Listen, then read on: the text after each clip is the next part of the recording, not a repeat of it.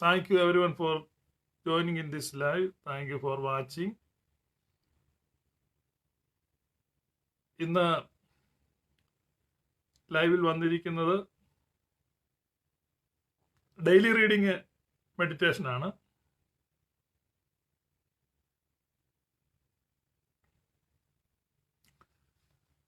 നോയമ്പിലെ രണ്ടാമത്തെ ബുധനാഴ്ചയിലേക്ക് വന്നിരിക്കുകയാണ്.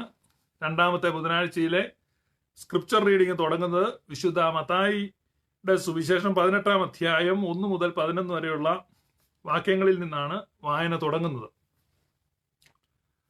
മത്തായിയുടെ സുവിശേഷം 18-ാമത്തെ അധ്യായം 1 മുതൽ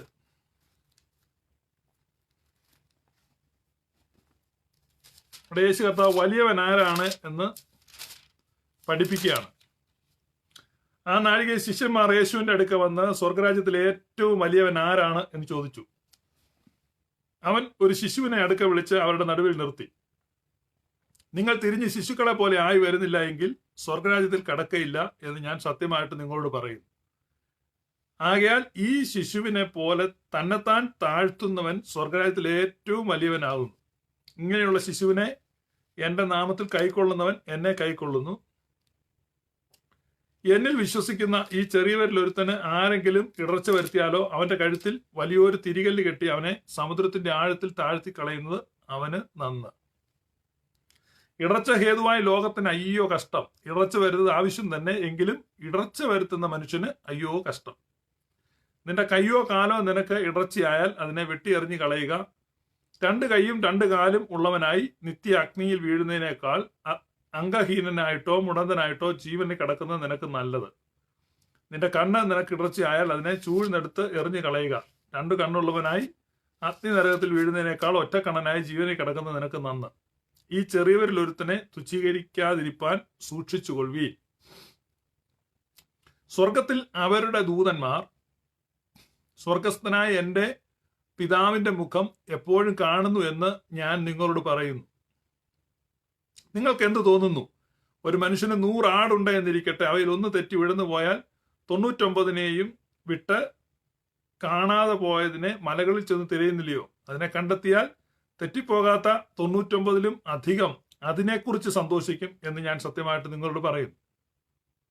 അങ്ങനെ തന്നെ ഈ ചെറിയവരിൽ ഒരുത്തൻ പോലും നശിച്ചു പോകുന്നത് സ്വർഗസ്ഥനായ നിങ്ങളുടെ പിതാവിന് ഇഷ്ടമില്ല. ഇതാണ് ഇന്നത്തെ വായനാഭാഗം തുടങ്ങുന്നത്. ഒരാൾ പോലും നശിച്ചു പോകുന്നത് പിതാവിന് ഇഷ്ടമില്ല. പിന്നെ ആരെങ്കിലും നശിച്ചു പോകാനുള്ള പോസിബിലിറ്റി എന്താണ്? നഷ്ടപ്പെട്ടു പോകാതിരിക്കത്തില്ല, നഷ്ടപ്പെട്ടു പോവും, സ്വാഭാവികമാണ്. കൂട്ടം തെറ്റിപ്പോവും. നഷ്ടപ്പെട്ടു പോകുക എന്നുള്ളതൊരു സ്വാഭാവികമാണ്. ധാരാളം ആളുകൾ നഷ്ടപ്പെട്ടു പോകും. നഷ്ടപ്പെട്ടു പോയവരെ അന്വേഷിച്ച് തിരഞ്ഞ് കണ്ടുപിടിക്കും. കാണാതെ പോയതിനെ തിരഞ്ഞു രക്ഷിക്കേണ്ടതിനല്ലോ മനുഷ്യപുത്രൻ വന്നത്. അപ്പൊ നമ്മൾ മനസ്സിലാക്കുക, കാണാതെ പോയതുണ്ട്, ലോസ്റ്റ് ഷീപ്പ്. ഈ ലോസ്റ്റ് ഷീപ്പിനെ അന്വേഷിക്കുക 3 പ്രോസസ്സാണ്. അന്വേഷിക്കുക, കണ്ടെത്തുക, രക്ഷിക്കുക, ബ്രിങ് ബാക്ക്. ഈ 3 കാര്യവും ആരാണ് ചെയ്യുന്നത്? കാണാതെ പോയ ഒന്നിനെ അത് പോട്ടെ എന്ന് വിചാരിക്കുന്നില്ല, അതിനെ കൊണ്ടുവരണം എന്നുള്ള ആഗ്രഹം പിതാവിൻ്റെതാണ്. വ്യക്തമായിട്ട് യേശു കർത്താവ് പറയാണ്, ആരും നശിച്ചു പോകുന്നത് സ്വർഗസ്ഥനായ പിതാവിന് ഇഷ്ടമില്ല. അപ്പൊ ഇവിടെ പറയാണ്, ഇന്നത്തെ വായനഭാഗ 18-ാം അധ്യായം മത്തായി 18 അങ്ങനെ തന്നെ ഈ ചെറിയവരിൽ ഒരുത്തൻ നശിച്ചു പോകുന്ന സ്വർഗസ്ഥനായ നിങ്ങളുടെ പിതാവിന് ഇഷ്ടമില്ല. അപ്പോൾ ഒരാൾ പോലും നശിച്ചു പോകുന്നത് പിതാവിന് ഇഷ്ടമില്ല. തിമോത്തിയോസിന് എഴുതുമ്പോൾ പൗലൂസ് ലീഹ പറയുന്നുണ്ട്, എല്ലാവരും രക്ഷ പ്രാപിക്കണമെന്ന് പിതാവ് ആഗ്രഹിക്കുന്നു. കണ്ടോ, 2 വാക്യം മത്തായിയുടെ സുവിശേഷം 18:14 ഉണ്ട്. അപ്പൊ ആര് നശിച്ചു പോകാൻ പിതാവ് ഇഷ്ടപ്പെടുന്നില്ല.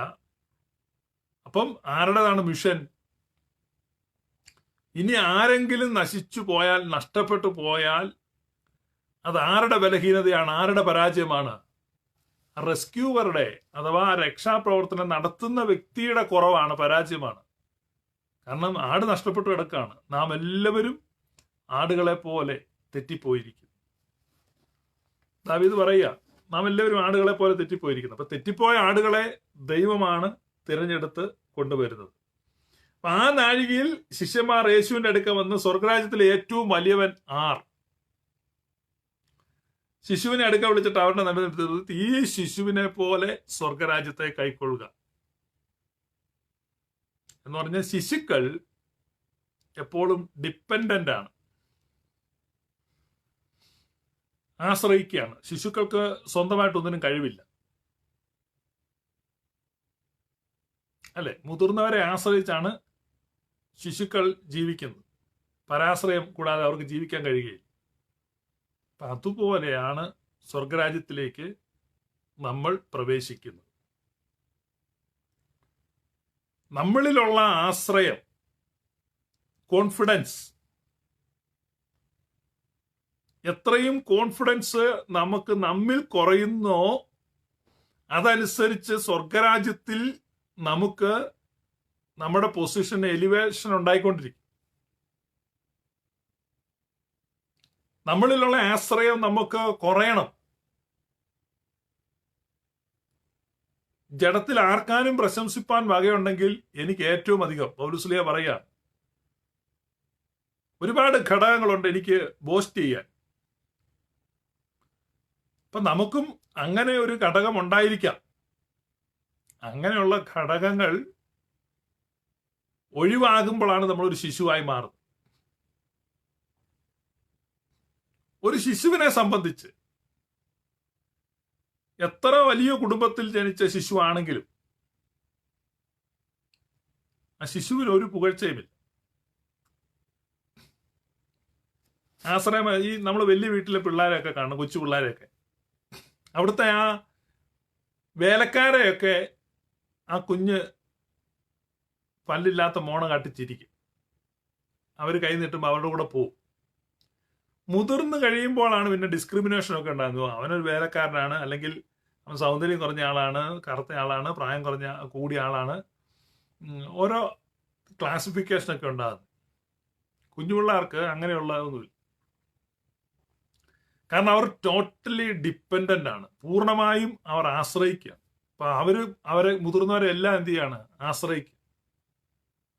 അവർക്ക് സ്വന്തമായി ഒരാശ്രയവുമില്ല, സ്വന്തമായി ഒരു പ്രശംസയുമില്ല. അപ്പൊ അതാണ് നമ്മൾ ദൈവരാജ്യത്തിൽ നമ്മളെ ശ്രേഷ്ഠരാക്കുന്നത്, നമ്മുടെ ബലഹീനത. അതുകൊണ്ടാണ് നിങ്ങൾ ഈ ഓർത്തഡോക്സ് കുർബാന നിങ്ങൾ ശ്രദ്ധിക്കുമ്പോൾ അതിനകത്ത് എപ്പോഴും തുടർച്ചയായിട്ട് നിങ്ങൾക്ക് കേൾക്കാൻ പറ്റുന്ന ബലഹീനരും പാപികളും ആയിട്ടുള്ള ഞങ്ങളുടെ ദാസർ, അതുപോലെ ഈ ബലഹീനവും കുറവുള്ളതുമായ പ്രാർത്ഥനയെ കൈക്കൊള്ളണമേ ബലഹീനനായ എന്നോട്. അപ്പൊ എപ്പോഴും അതിങ്ങനെ റിപ്പീറ്റ് ചെയ്തിങ്ങനെ വരുന്നുണ്ട്. ഇവിടെ കർത്താവ് പറഞ്ഞിരിക്കുകയാണ്, നമ്മളെ ദൈവരാജ്യത്തിൽ നമ്മളെ ഉയർത്തുവാൻ. അതേസമയം ഞാൻ ഈ പെന്റക്കോസ്റ്റൽ ചർച്ചിന്റെ ഒക്കെ ഒരു അതിനകത്ത് നമ്മൾ സാധാരണ പറഞ്ഞുകൊണ്ടിരിക്കുന്നത്, I am a child of God, I am the child of most high king, I am the child of king of kings, ഞാൻ അതാണ്, ഞാൻ ഇതാണ് എന്നൊക്കെ ഇങ്ങനെ കൺഫ്യൂസ് ചെയ്യും. കുഴപ്പമില്ല, നല്ലതാണ്. പക്ഷേ ഇതിനകത്ത് ഇവിടെ യേശു പറഞ്ഞിരിക്കുകയാണ്. അപ്പൊ ഞാൻ ഈ കോൺസെപ്റ്റാണ് പറയുന്നത്, അല്ല അത് തെറ്റാന്ന് ഞാൻ പറയുന്നില്ല. അങ്ങനെ പറയുന്നവർ അങ്ങനെ പറയട്ടെ. പക്ഷെ എന്താണ് ഓർത്തഡോക്സിയിൽ ഇങ്ങനെ പറയുന്നതെന്നുള്ളതാണ് ഞാനിവിടെ പറയുന്നത്. ഇവിടെ പറയാണ്, ഒരു ശിശു എന്ന പോലെ ദൈവരാജ്യത്തിൽ പ്രവേശിക്കുന്നു. അതുകൊണ്ടാണ് ആ പ്രാർത്ഥനയ്ക്കകത്ത് ഇങ്ങനെ ബലഹീനവും കുറവുള്ളതുമായ ഞങ്ങളുടെ പ്രാർത്ഥന. ടോട്ടൽ ഡിപ്പെൻഡൻസി, സമ്പൂർണ്ണ ആശ്രയത്വമാണ്. പരിപൂർണമായി ആശ്രയിക്കുകയാണ്, ദൈവത്തിൽ ആശ്രയിക്കുകയാണ്. അപ്പൊ ഈ പറയുന്ന ഈ രക്ഷയും ഈ ദൈവരാജ്യ പ്രവേശനവും ഒന്നും നമ്മുടെ കഴിവ് കൊണ്ടോ നമ്മുടെ എഫോർട്ട് കൊണ്ടോ നമ്മൾ ആർജിക്കുന്നതല്ല, ടോട്ടലി ദൈവത്തിന്റെ ദാനമാണ്. ഒരു ശിശുവിനെ പോലെ അതിനെ സ്വീകരിക്കുക. അതാണ് ഈ വേദവായന ഭാഗത്തിൽ നമ്മൾ കാണുന്നത്. അപ്പോ എന്നിൽ വിശ്വസിക്കുന്ന ഈ ചെറിയവരിൽ ഒരുത്തന്നെ ഇടർച്ച വരുത്താൻ നോക്കുന്നവൻ കഴുത്തിൽ തിരികല്ല് കെട്ടി കടലിൽ ചാടുന്നതായിരിക്കും നല്ലതെന്ന് യേശു കർത്താവ് പറയുക. അപ്പൊ ഇടർച്ചകൾ വരുത്തുന്നവര് ഉണ്ട്.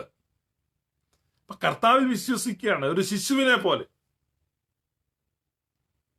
ശിശുവിനെ പോലെയാണ് വിശ്വസിക്കേണ്ടത്, ശിശു എന്ന പോലെയാണ് സ്വീകരിക്കേണ്ടത്. കർത്താവ് സ്പെസിഫിക് ആയിട്ട് പറഞ്ഞു കഴിയുമ്പോൾ ദൈവരാജ്യത്തിന്റെ പ്രവേശനം ശിശുക്കൾക്ക് നിഷേധിക്കുന്നവരുണ്ട്. വ്യക്തമായി അർത്ഥശങ്കയ്ക്കിടയില്ലാതെ ഇത്ര കൃത്യമായി കർത്താവ് ശിശു എന്ന് തന്നെ എടുത്തു പറഞ്ഞിരിക്കുമ്പോൾ ആ ശിശുക്കൾക്ക് ഇത് അർഹതയില്ലാത്തതാണെന്ന് പഠിപ്പിക്കുന്ന പാഷണ്ഡ ഉപദേശമുണ്ട്. വളരെ വ്യക്തമായിട്ടാണ് കർത്താവ് ഇവിടെ പറയുന്നത്. ശിശുവിനെ കൈക്കൊള്ളുക. കർത്താവ് പറയുന്നുണ്ട് അവനെ കൈക്കൊണ്ട്, യോഹന്നാന്റെ സുവിശേഷത്തിൽ അവനെ കൈക്കൊണ്ട്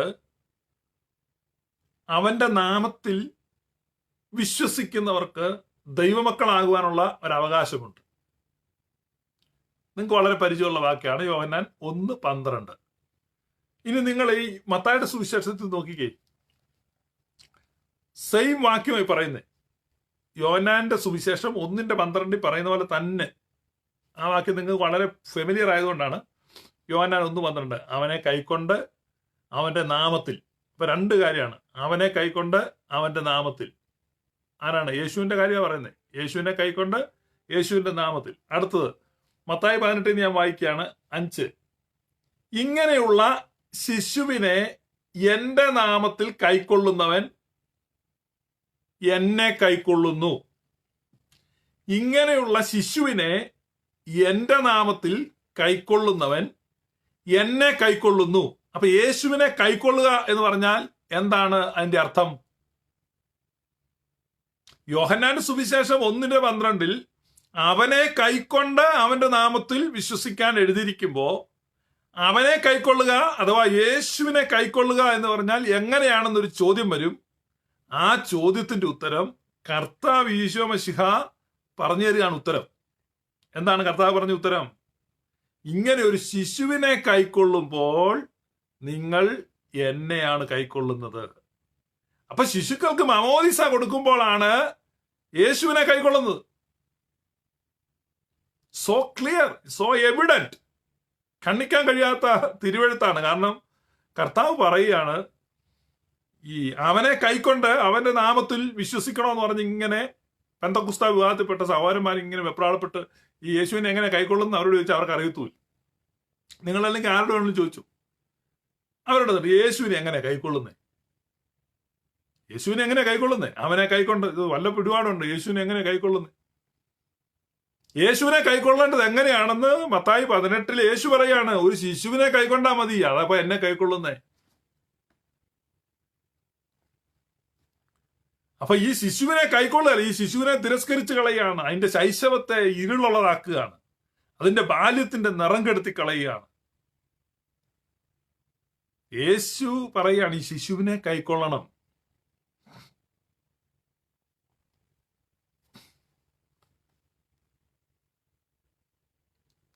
ഈ ശിശുവിനെ കൈക്കൊള്ളണം, അപ്പോൾ നിങ്ങൾ എന്നെയാണ് കൈക്കൊള്ളുന്നത്.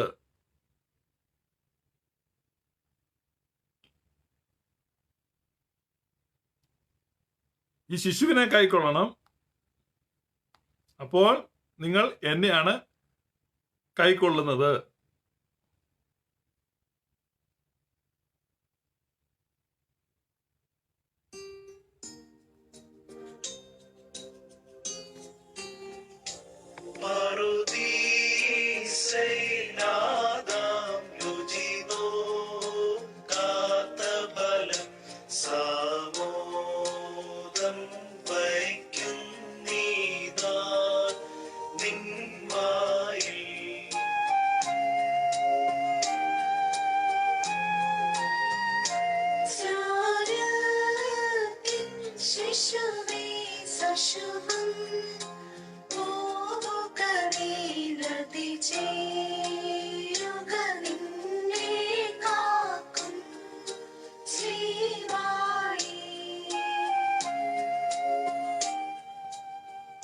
കണ്ടോ? സ്നാനത്തിൽ പോവുക സശുഭം ശിശുവേ. അപ്പൊ ശിശുവിനെ സഭ കൈക്കൊള്ളുക.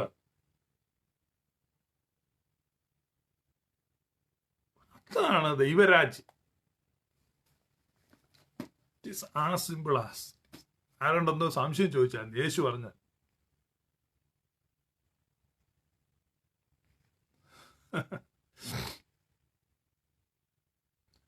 യേശുവും അല്ലേ പറഞ്ഞത്? അനീഷ് പമ്പാവാലി എരുമേലി എന്തോ ചോദിച്ചിട്ടുണ്ട്. പക്ഷേ അത് ക്ലിയർ അല്ല, ചോദ്യം ക്ലിയർ അല്ല. ഇവിടെ വളരെ വ്യക്തമായിട്ട് പറയുകയാണ്, ശിശുവിനെ കൈക്കൊള്ളുക. അപ്പോൾ അതാണ് യേശുവിനെ കൈക്കൊള്ളുക എന്നുള്ളതിന്റെ അർത്ഥം. ശിശുക്കളെയൊക്കെ മാറ്റി നിർത്തുന്നവർക്ക് അയ്യോ കഷ്ടം. അവര് കഴുത്തിൽ കല്ല് കെട്ടിയിട്ട് കടലിൽ ചാടുന്നത് നല്ലതായിരിക്കും എന്നാണ് യേശു പറഞ്ഞിട്ടുള്ളത്. ഒരു പ്രിസ്ക്രിപ്ഷനാണ്. അടുത്ത വേദവായന ഭാഗം പുറപ്പാട് പുസ്തകം 34 അധ്യായം 1 മുതലുള്ള ഭാഗങ്ങളാണ്.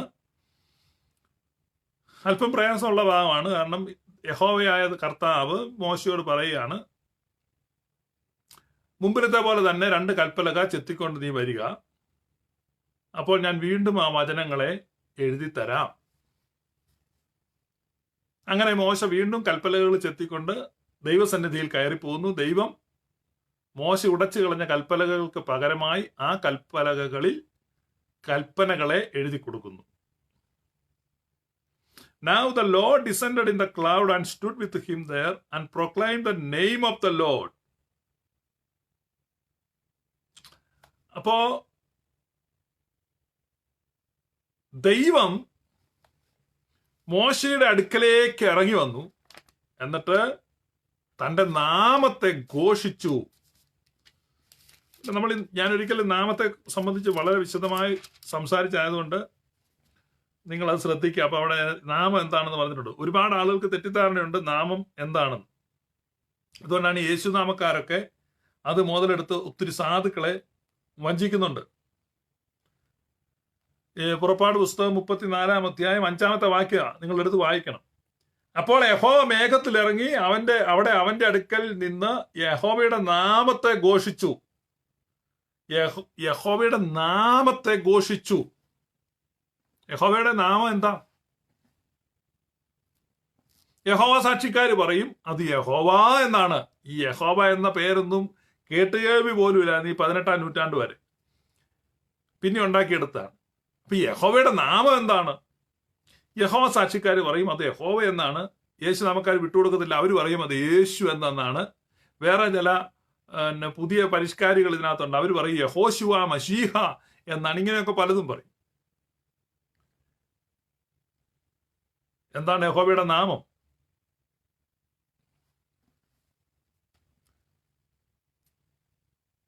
അപ്പൊ നിങ്ങൾ അവിടെ തന്നെ നോക്കുക. പുറപ്പാട് പുസ്തകം 34:5.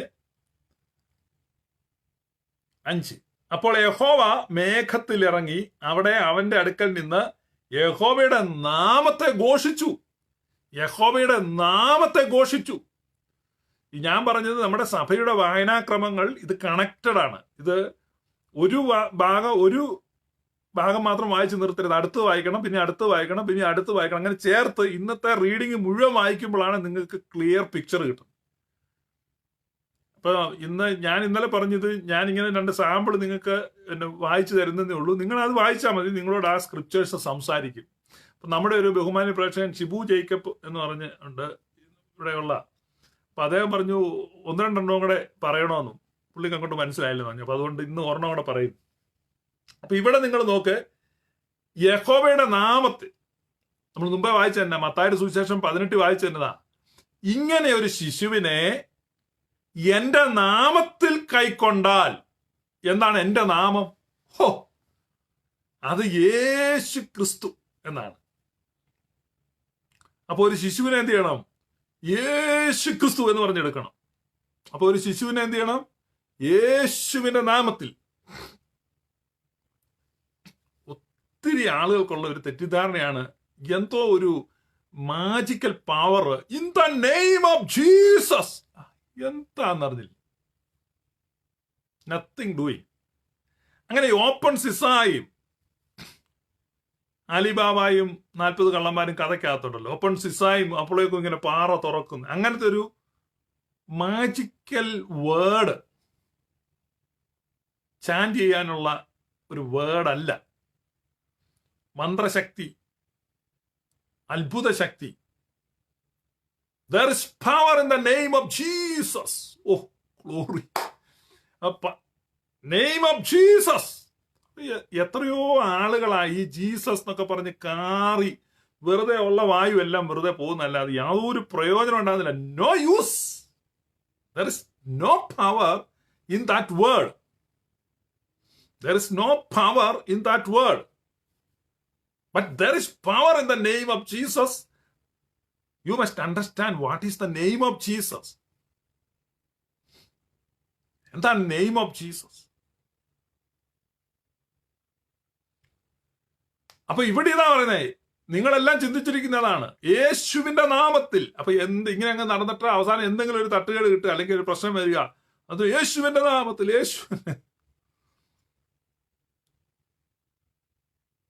യേശുവിന്റെ നാമത്തിൽ എന്തോ അങ്ങനെ ഒരു ഇതുണ്ട്, ഒരു തെറ്റിദ്ധാരണയുണ്ട് ഒത്തിരി ആളുകൾക്കുണ്ട്. അപ്പൊ ആ ഒരു ധാരണയിലും ആ ഒരു ധൈര്യത്തിലും ഒത്തിരി പേര് ജീവിക്കുന്നു. ഇനി എന്തെങ്കിലും പ്രശ്നം വന്നാൽ യേശുവിന്റെ നാമത്തിൽ പ്രാർത്ഥിച്ചാൽ മതി, അല്ലെ യേശുവിന്റെ നാമത്തിൽ കൽപ്പിച്ചാൽ മതി, അല്ലെ യേശുവിന്റെ നാമത്തിൽ എന്ന് പറഞ്ഞാൽ മതി. എന്നിട്ട് നിങ്ങൾ കഴിഞ്ഞ നാളുകളിൽ പറഞ്ഞിട്ട് എന്ത് സംഭവിച്ചു? എന്തെങ്കിലും നടന്നോ? ഒന്നും നടന്നില്ല. ഞാൻ ഈ ലൈവ് സീരീസ് തുടങ്ങിയ പിന്നെ 100 കണക്കിന് ആളുകൾ എന്നെ വിളിച്ച് പറയുന്നുണ്ട്, എന്റെ പൊന്നു പാസ്റ്റർ പറയുന്നതാണ് ശരി. ഒന്നും നടക്കത്തില്ല. കാരണം നിങ്ങൾക്ക് നാമം എന്താണെന്ന് അറിയത്തില്ല. അയ്യോ, അതിനെന്റെ എത്രയോ മണ്ടന്മാരാണ് പിന്നെ പോയി വെള്ളത്തിലിറങ്ങിയിട്ട് ഒരുത്തൻ വേറൊരുത്തനെ പിടിച്ചു വെള്ളത്തിൽ എരുമ കുളിക്കുന്ന കടവിൽ തന്നെ കുളിപ്പിക്കുകയാണ്. യേശുവിന്റെ നാമത്തിൽ മുക്കിയെടുക്കുക. പണ്ട് മേളത്തോള അഗ്നിഹോത്രി ഈ പുണ്യതീർത്ഥങ്ങൾ സന്ദർശിക്കാൻ പോയി. ഭാരതത്തില് എല്ലാ പുണ്യ തീർത്ഥങ്ങളും സന്ദർശിച്ച് അവിടെ എല്ലാം സ്നാനപ്പെടാൻ പോയി. അപ്പൊ പാക്കനാരെന്നായെന്ന് വെച്ച് കഴിഞ്ഞാൽ ഒരു ചൊരക്ക എടുത്ത് കൊടുത്തു. എന്ന് പറഞ്ഞു, തിരുമേനി എനിക്കിങ്ങനെ ഈ ഗംഗ തൊട്ട് ഇങ്ങനെ യമുന സരസ്വതി എല്ലാം പോയി കറങ്ങിയടിച്ച് അതിനുള്ള ഭാഗ്യവുമില്ല പണവുമില്ല. അതുകൊണ്ട് എനിക്ക് പകരം അങ്ങ് പോകുന്നിടത്തല്ല ഈ ചൊരക്കായും കൂടെ ഒന്ന് മുക്കിയേക്കണമെന്ന്. അങ്ങനെ ഈ ചൊരക്കായുമായിട്ട് മേളത്തോളം അഗ്നിഹോത്രി പോയി എല്ലായിടത്തും പോയി സ്നാനപ്പെട്ട് തിരിച്ചു വന്ന് പാക്കനാരോട് പറഞ്ഞാൽ നിന്റെ ചൊരക്കായി ഞാൻ എല്ലായിടത്തും മുക്കിയെന്ന് പറഞ്ഞു. പിന്നെ പിറ്റേ ദിവസം പാക്കനാര് ഈ ചൊരക്ക മുറിച്ച് ഭാര്യയുടെ കൊടുത്തിട്ട് പറഞ്ഞു, ഇത് കറി വെച്ചോളാൻ പറഞ്ഞു. ഇത് കറി വെച്ചു. ഉച്ചയ്ക്ക് അഗ്നിഹോത്രി വന്ന് ഉണ്ണാനിരുന്നപ്പോ ഏതാണ്ടൊരു കറി, ആ കറി വിട്ട് ഭയങ്കര കയ്പ്. അയ്യോ, ഇതെന്തൊരു കയ്പാ. അപ്പൊ പാക്കന ഈ അഗ്നിഹോത്രി ഭാര്യയോട് വെച്ചു, നീ എന്തോ ഈ കറി വെച്ചെന്ന് പറഞ്ഞു. അതെനിക്കറിയത്തില്ല, പാക്കനാരെന്തോ ഒരു സാധനം മുറിച്ചു കൊണ്ട് കറി വെച്ചോളാൻ പറഞ്ഞു. ഞാൻ അതാ കറി വെച്ചെന്ന് പറഞ്ഞു. പാക്കനാരെ വിളിച്ച് ചോദിച്ചാടാ, പാക്കനാരെ നീ എന്തോ സാധനമാടാ മുറിച്ച് കറി വെക്കാൻ കൊടുത്തേ? പറഞ്ഞു, ഞാൻ ചൊരക്കാം. ചൊരക്ക ആരെങ്കിലും കറി വെക്കോട്ടെ, അത് കയ്പല്ലേ? അയ്യോ, അത് സാധാരണ ചൊരക്ക അല്ലല്ലോ, ഞാനത് തന്നുവിട്ട എല്ലാ പുണ്യതീർത്ഥത്തിലും മുക്കിയില്ലേ, പിന്നെ കയ്പ് പോയി കാണുമെന്നാ ഞാൻ ഓർത്തേ. ഇപ്പൊ പാക്കനാര് തന്നെ കളിയാക്കിയാന്ന് അഗ്നിഹോത്രിക്ക് മനസ്സിലായി. അപ്പൊ ഈ എരുമ കുളിക്കുന്ന കുളത്തിൽ ഇറങ്ങി നിന്ന് ഇവൻ ഒരുത്തൻ ദുർമനസാക്ഷിയാണ്. എടാ, യേശുവിന്റെ നാമത്തിൽ നീ മുങ്ങിയില്ല, പിതാവിന്റെയും പുത്രന്റെയും പരിശുദ്ധന്റെ യേശുവിന്റെ നാമത്തിൽ മുക്കി. ഇവർക്ക് യേശുവിന്റെ നാമം എന്താണെന്ന് കൊണ്ട് മനസ്സിലായിട്ടില്ല. അപ്പൊ അതുകൊണ്ട് മത്തായിയുടെ സുവിശേഷം 18 ഇന്നത്തെ വേദവായന ഭാഗത്തിൽ ആദ്യത്തെ ഭാഗത്ത് നമ്മൾ വായിക്കുകയാണ്, ഒരു ശിശുവിനെ യേശുവിന്റെ നാമത്തിൽ കൈക്കൊള്ളണം. അപ്പൊ ഇവിടെ പുറപ്പാട് പുസ്തകത്തിൽ 34 വരുമ്പം യഹോവയുടെ നാമത്തെ ഘോഷിക്കുന്നു. അടുത്ത് 34:5, അപ്പോൾ യഹോവ മേഘത്തിലിറങ്ങി അവിടെ അവന്റെ അടുക്കൽ നിന്ന് യഹോവയുടെ നാമത്തെ ഘോഷിച്ചു. യഹോവ മേഘത്തിലിറങ്ങി യഹോവയുടെ നാമത്തെ ഘോഷിച്ചു. എന്തെന്നാൽ യഹോവയായ ദൈവം കരുണയും കൃപയുമുള്ളവൻ, ദീർഘക്ഷമയും മഹാദയും വിശ്വസ്തതയുമുള്ളവൻ, 1000 ദയപാലിക്കുന്നവൻ, അകൃത്യവും അതിക്രമവും പാപവും ക്ഷമിക്കുന്നവൻ, കുറ്റമുള്ളവനെ വെറുതെ വിടാതെ പിതാക്കന്മാരുടെ അകൃത്യം മക്കളുടെ മേലും മക്കളുടെ മക്കളുടെ മേലും 3ാമത്തെയും 4ാമത്തെയും തലമുറയോളം സന്ദർശിക്കുന്നവൻ. എന്നാറെ മോശ ബന്ധപ്പെട്ട് സാഷ്ടാംഗം വീണ് നമസ്കരിച്ചു. കർത്താവേ, നിനക്ക് എന്നോട് കൃപയുണ്ടെങ്കിൽ ഞങ്ങളുടെ മധ്യേ നടക്കണമേ. അപ്പൊ യഹോവയുടെ നാമം എന്താണ്? What is the name of the Lord? നമ്മൾ നെയിം ഓഫ് ദ ലോർഡ് എന്താണ്? Name of the Lord is A strong tower. നമ്മൾ പാടുന്ന യഹോവയുടെ നാമം ബലമുള്ള ഗോപുരമാണ്, അല്ലെ? റൈറ്റസ് നീതിമാൻ അതിലേക്ക് ഓടിച്ചെന്ന് അഭയം പ്രാപിക്കുന്നു. ഇവിടെ വായിക്കുകയാണ് 34:5 വായിക്കുകയാണ്, യഹോവയായ ദൈവം കരുണയും കൃപയുമുള്ളവൻ, ദീർഘക്ഷമയും മഹാദയയും വിശ്വസ്തതയുമുള്ളവൻ, 1000 ദയ പാലിക്കുന്നവൻ, അകൃത്യവും അതിക്രമവും പാപവും ക്ഷമിക്കുന്നവൻ. ഇതാണ് യഹോവയുടെ നാമം.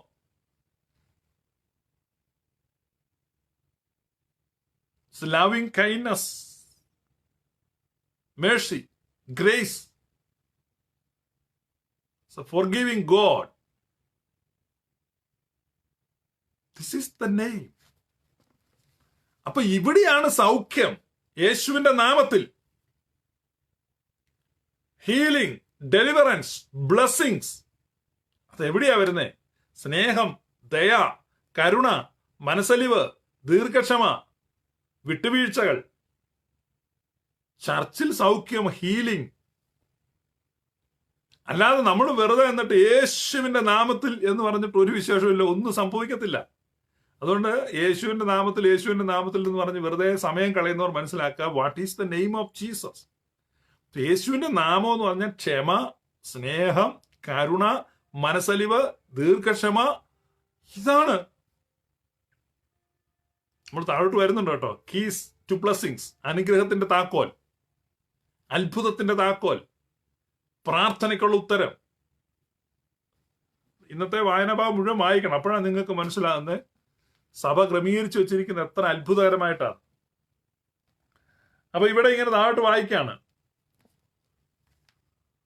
ഇപ്പൊ നിങ്ങൾക്ക് മനസ്സിലായോ യഹോവയുടെ നാമം എന്താണെന്ന്?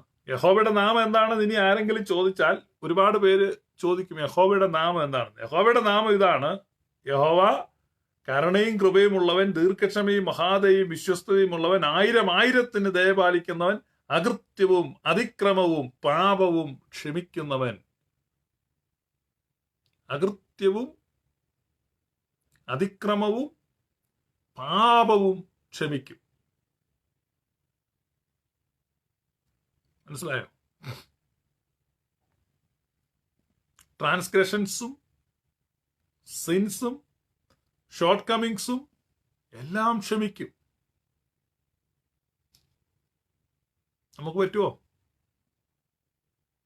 അതാണ് പൗലൂസ് സ്ലീഹ ഇതിന്റെ കമന്ററി എഴുതി വെച്ചിട്ടുണ്ട്. എവിടെയാണ് എഴുതി വെച്ചിരിക്കുന്നത് അറിയോ? 1 കൊരിന്ത്യർ 13. എല്ലാം സഹിക്കുന്നു, എല്ലാം പൊറുക്കുന്നു, എല്ലാം വിശ്വസിക്കുന്നു, ഒരു നാളും ഉതിർന്നു പോകുന്നില്ല സ്നേഹം. യോഹന്നാൻ സ്ലീഹയാണ് അനുബന്ധം എഴുതുന്നത്. 1 യോഹന്നാൻ 4:8 എന്താ എഴുതി വെച്ചിരിക്കുന്നത്? ദൈവം സ്നേഹം തന്നെ. God is love. ഇതിന്റെ എല്ലാം കൂടെ സമറി വന്നിട്ട് അങ്ങ് വന്നാ എഴുതി വെച്ചിരിക്കുന്നു. പുറപ്പാട് പുസ്തകത്തിൽ തുടങ്ങുന്ന പരിപാടിയാണ്. യഹോവയുടെ നാമം 3-ാം അധ്യായത്തിൽ തൊട്ട് കൺഫ്യൂഷനാണ്. നമ്മുടെ ചങ്ങാതിമാർക്ക് മുഴുവൻ സംശയമാണ് യഹോവയുടെ നാമം എന്താണ്. തർക്കിച്ച് മടുക്കാണ്. That's the name. യഹോവയുടെ നാമം അന്വേഷിച്ച് നിങ്ങൾ ബുദ്ധിമുട്ടുണ്ട്. This is the name of the lord. അപ്പൊ എന്റെ നാമത്തിൽ ഒരു ശിശുവിനെ കൈക്കൊള്ളുക. ഇപ്പൊ നിങ്ങൾക്ക് ഏറെക്കുറെ കാര്യങ്ങൾ മനസ്സിലായെന്ന് തോന്നുന്നു. അപ്പൊ അതാണ് ഇന്നത്തെ വേദവായന ഭാഗത്തിൽ 2ാമത്തെ ഭാഗം ക്രമീകരിച്ചിരിക്കുന്നത്.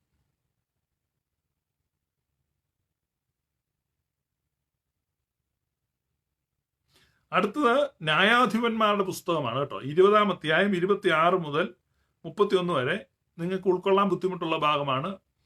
സഹോദരന്മാർ തമ്മിലുള്ള അടിപിടിയാണ്. ബെന്യാമിൻ ഗോത്രക്കാർക്കെതിരായിട്ട് ഇസ്രായേൽ ജാതിക്കാർ യുദ്ധത്തിന് പോകുന്നു. 2 ദിവസത്തെ യുദ്ധത്തിലും അവർ 20,000-ഉം 18,000-ഉം ഒക്കെ കൊല്ലപ്പെടുകയാണ്. വളരെ വലിയ നാശനഷ്ടങ്ങളൊക്കെ സംഭവിച്ചിട്ട് അവസാനം ഇസ്രായേൽ മക്കൾ പിന്നെയും യുദ്ധത്തിന് പോവാണ് സഹോദരന്മാരോട്. ഈ നോയമ്പ് കാലത്ത് മലങ്കരയിലുള്ളവർക്ക് വായിക്കാൻ പറ്റിയൊരു ഭാഗമാണ്. കാരണം സഹോദരങ്ങൾ തമ്മിലുള്ള അടിപിടിയും സഹോദരനെ കൊള്ളയിടുന്നതും പിടിച്ചെടുക്കുന്നതും അടിക്കുന്നതും അങ്ങനെ ആ ഒരു ഭാഗമാണ് വന്നിരിക്കുന്നത്. വായിച്ച് ധ്യാനിക്കുന്ന നല്ലതാണ്. അടുത്തത് സദൃശ്യവാക്യങ്ങൾ 7-ാം അധ്യായമാണ്. ഞാൻ ന്യായാധിപന്മാരുടെ പുസ്തക ഭാഗം വായിക്കുന്നില്ല, സമയം നീണ്ടുപോകുന്നുണ്ട്, നിങ്ങൾ വായിക്കുക. ഇറ്റ്സ് എ സ്റ്റോറി, നല്ലപോലെ വായിക്കാൻ പറ്റുന്നതാണ്. അടുത്തത് സദൃശ്യവാക്യങ്ങൾ 7, അത് വായിക്കാം. സദൃശ്യവാക്യങ്ങൾ 7:1 മുതൽ. മകനെ, എന്റെ വചനങ്ങളെ പ്രമാണിച്ച് എന്റെ കൽപ്പനകളെ നിന്റെ ഉള്ളിൽ സംഗ്രഹിച്ചു കൊള്ളുക. നീ ജീവിച്ചിരിക്കേണ്ടതിന് എന്റെ കൽപ്പനകളെയും ഉപദേശത്തെയും നിന്റെ കണ്ണിന്റെ കൃഷ്ണമണിയെ പോലെ കാത്തുകൊള്ളുക. നിന്റെ വിരലിന്മേൽ അവയെ കെട്ടുക, ഹൃദയത്തിന്റെ പലകയിൽ എഴുതുക. ജ്ഞാനത്തോട് നീ എന്റെ സഹോദരി എന്ന് പറയുക, വിവേകത്തിന് സഖി എന്ന് പേർ വിളിക്കുക. അവൻ നിന്നെ പരസ്ത്രീയുടെ കയ്യിൽ നിന്നും ചക്കരവാക്ക് പറയുന്ന അന്യസ്ത്രീയുടെ വശത്തു നിന്നും കാക്കും. ഞാൻ എന്റെ വീടിന്റെ കിളിവാതുക്കൽ അഴികൾക്കിടയിൽ കൂടെ നോക്കിക്കൊണ്ടിരിക്കുമ്പോൾ ഭോഷന്മാരുടെ ഇടയിൽ ഒരുത്തനെ കണ്ടു. യൗവനക്കാരുടെ കൂട്ടത്തിൽ ബുദ്ധിഹീനനായ ഒരു യുവാവിനെ കണ്ടറിഞ്ഞു. അവൻ വൈകുന്നേരം സന്ധ്യാസമയത്ത് ഇരുട്ടും അന്ധകാരവുമുള്ള ഒരു രാത്രിയിൽ അവളുടെ വീടിന്റെ കോണിനരികെ വീതിയിൽ കൂടെ കടന്നു അവളുടെ വീട്ടിലേക്കുള്ള വഴിയെ നടന്നു ചെല്ലുന്നു. പെട്ടെന്ന് ഇതാ, വേശ്യാവസ്ത്രം ധരിച്ചും ഹൃദയത്തിൽ ഉപായം പൂണ്ടുമുള്ള ഒരു സ്ത്രീ അവനെ എതിരേറ്റു വരുന്നു. അവൾ മോഹപരവശി തന്നിഷ്ടക്കാരത്തിയുമാകുന്നു. അവരുടെ കാൽ വീട്ടിൽ അടങ്ങിയിരിക്കുകയില്ല. ഇപ്പോൾ അവളെ വീതിയിലും പിന്നെ വിശാല സ്ഥലത്തും ഓൺലൈനിലും കാണാം. ഓരോ കോണിലും അവൾ പതിയിരിക്കുന്നു. അവൾ അവനെ പിടിച്ചു ചുംബിച്ചു. ലജ്ജ കൂടാതെ അവനോട് പറയുന്നത്, എനിക്ക് സമാധാനയാഗങ്ങൾ ഉണ്ടായിരുന്നു, ഇന്ന് ഞാൻ എന്റെ നേർച്ചകളെ കഴിച്ചിരിക്കുന്നു, അതുകൊണ്ട് ഞാൻ നിന്നെ കാണുവാൻ ആഗ്രഹിച്ചു. നിന്നെ എതിരേൽപ്പാൻ പുറപ്പെട്ടു, നിന്നെ കണ്ടെത്തിയിരിക്കുന്നു. ഞാൻ എന്റെ കട്ടിലിന്മേൽ പരവതാനികളും മിശ്രീമ നൂൽ കൊണ്ടുള്ള വിരിയൻ പടങ്ങളും വിരിച്ചിരിക്കുന്നു. 100 മകിലും ലവംഗവും കൊണ്ട് ഞാൻ എന്റെ മെത്ത സുഗന്ധമാക്കിയിരിക്കുന്നു. വരിക, വെളുക്കും വരെ നമുക്ക് പ്രേമത്തിൽ രമിക്കാം. ഇൻവിറ്റേഷൻ ആണ്. അപ്പൊ പാപത്തിന്റെ പ്രലോഭനത്തെയാണ് വരച്ചു കാണിക്കുന്നത്. ഇങ്ങനെ ഇൻവൈറ്റ് ചെയ്യുകയാണ്. പാപം നിങ്ങളെ ക്ഷണിക്കുന്നു. ഇപ്പൊ തൊട്ടു മുകളിൽ സഹോദരന്മാര് തമ്മിലുള്ള അടിപിടിയാണ്.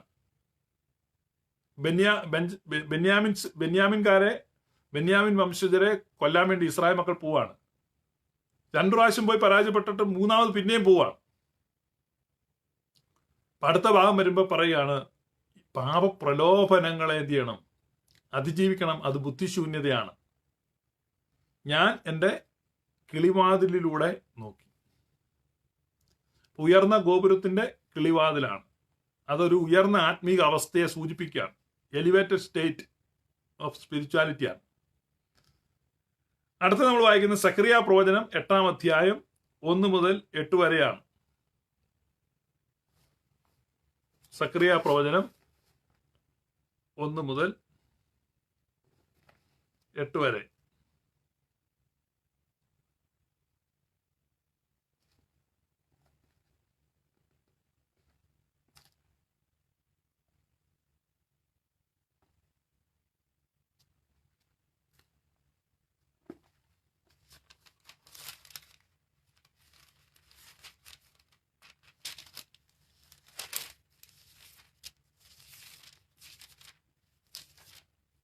സക്കറിയ പ്രവചനം 8-ാം അധ്യായം.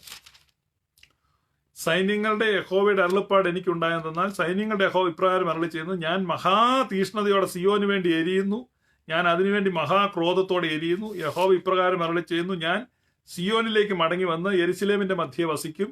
യെരുശലേമിന് സത്യനഗരം എന്നും സൈന്യങ്ങളുടെ യഹോവയുടെ പർവ്വതത്തിന് വിശുദ്ധ പർവ്വതം എന്നും പേർ പറയും. സൈന്യങ്ങളുടെ യഹോവ ഇപ്രകാരം അരുളി ചെയ്യുന്നു, ഇനിയും യെരുശലേമിന്റെ വീഥികളിൽ വൃദ്ധന്മാരും വൃദ്ധമാരും ഇരിക്കും. വാർദ്ധക്യ നിമിത്തം ഓരോരുത്തൻ കയ്യിൽ വടി പിടിക്കും. നഗരത്തിന്റെ വീഥികൾ ആൺകുട്ടികളെയും പെൺകുട്ടികളെയും കൊണ്ട് നിറഞ്ഞിരിക്കും. അവർ അതിന്റെ വീഥികളിൽ കളിച്ചുകൊണ്ടിരിക്കും. സൈന്യങ്ങളുടെ യഹോവ ഇപ്രകാരം അരുളി ചെയ്യുന്നു, അത് ഈ കാലത്തിൽ ഈ ജനത്തിന്റെ ശേഷിപ്പുള്ളവർക്ക് അതിശയമായി തോന്നുന്നുവെങ്കിൽ എനിക്കും അതിശയമായി തോന്നുമോ എന്ന് സൈന്യങ്ങളുടെ യഹോവയുടെ അരുളപ്പാട്. സൈന്യങ്ങളുടെ യഹോവ ഇപ്രകാരം അരുളി ചെയ്യുന്നു, ഞാൻ എന്റെ ജനത്തെ ഉദയദേശത്തു നിന്നും അസ്തമയദേശത്തു നിന്നും രക്ഷിക്കും. ഞാൻ അവരെ കൊണ്ടുവരും. അവർ യെരുശലേമിൽ പാർക്കും. സത്യത്തിലും നീതിയിലും അവർ എനിക്ക് ജനമായും ഞാൻ അവർക്ക് ദൈവമായും ഇരിക്കും. സൈന്യങ്ങളുടെ യഹോവ ഇപ്രകാരം അരുളി ചെയ്യുന്നു.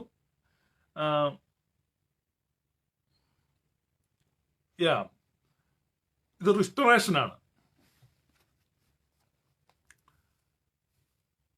പിന്നെ നിങ്ങൾ ഇത് നോക്കുക. തൊട്ടും പുറകെ നമ്മൾ വായിച്ചത് സഹോദരന്മാർ തമ്മിലുള്ള അടിയാണ്. ഇസ്രായേൽ മക്കൾ ബെഞ്ചമൈറ്റ്സിനെതിരായിട്ട് ബെന്യാമിനിയർക്കെതിരായിട്ട് യുദ്ധം ചെയ്യുകയാണ്. 20,000 18,000 ഒക്കെ പട്ടുപോവാണ്. പിന്നെ ബെന്യാമിനെ പോയി കൊല്ലുകയാണ്.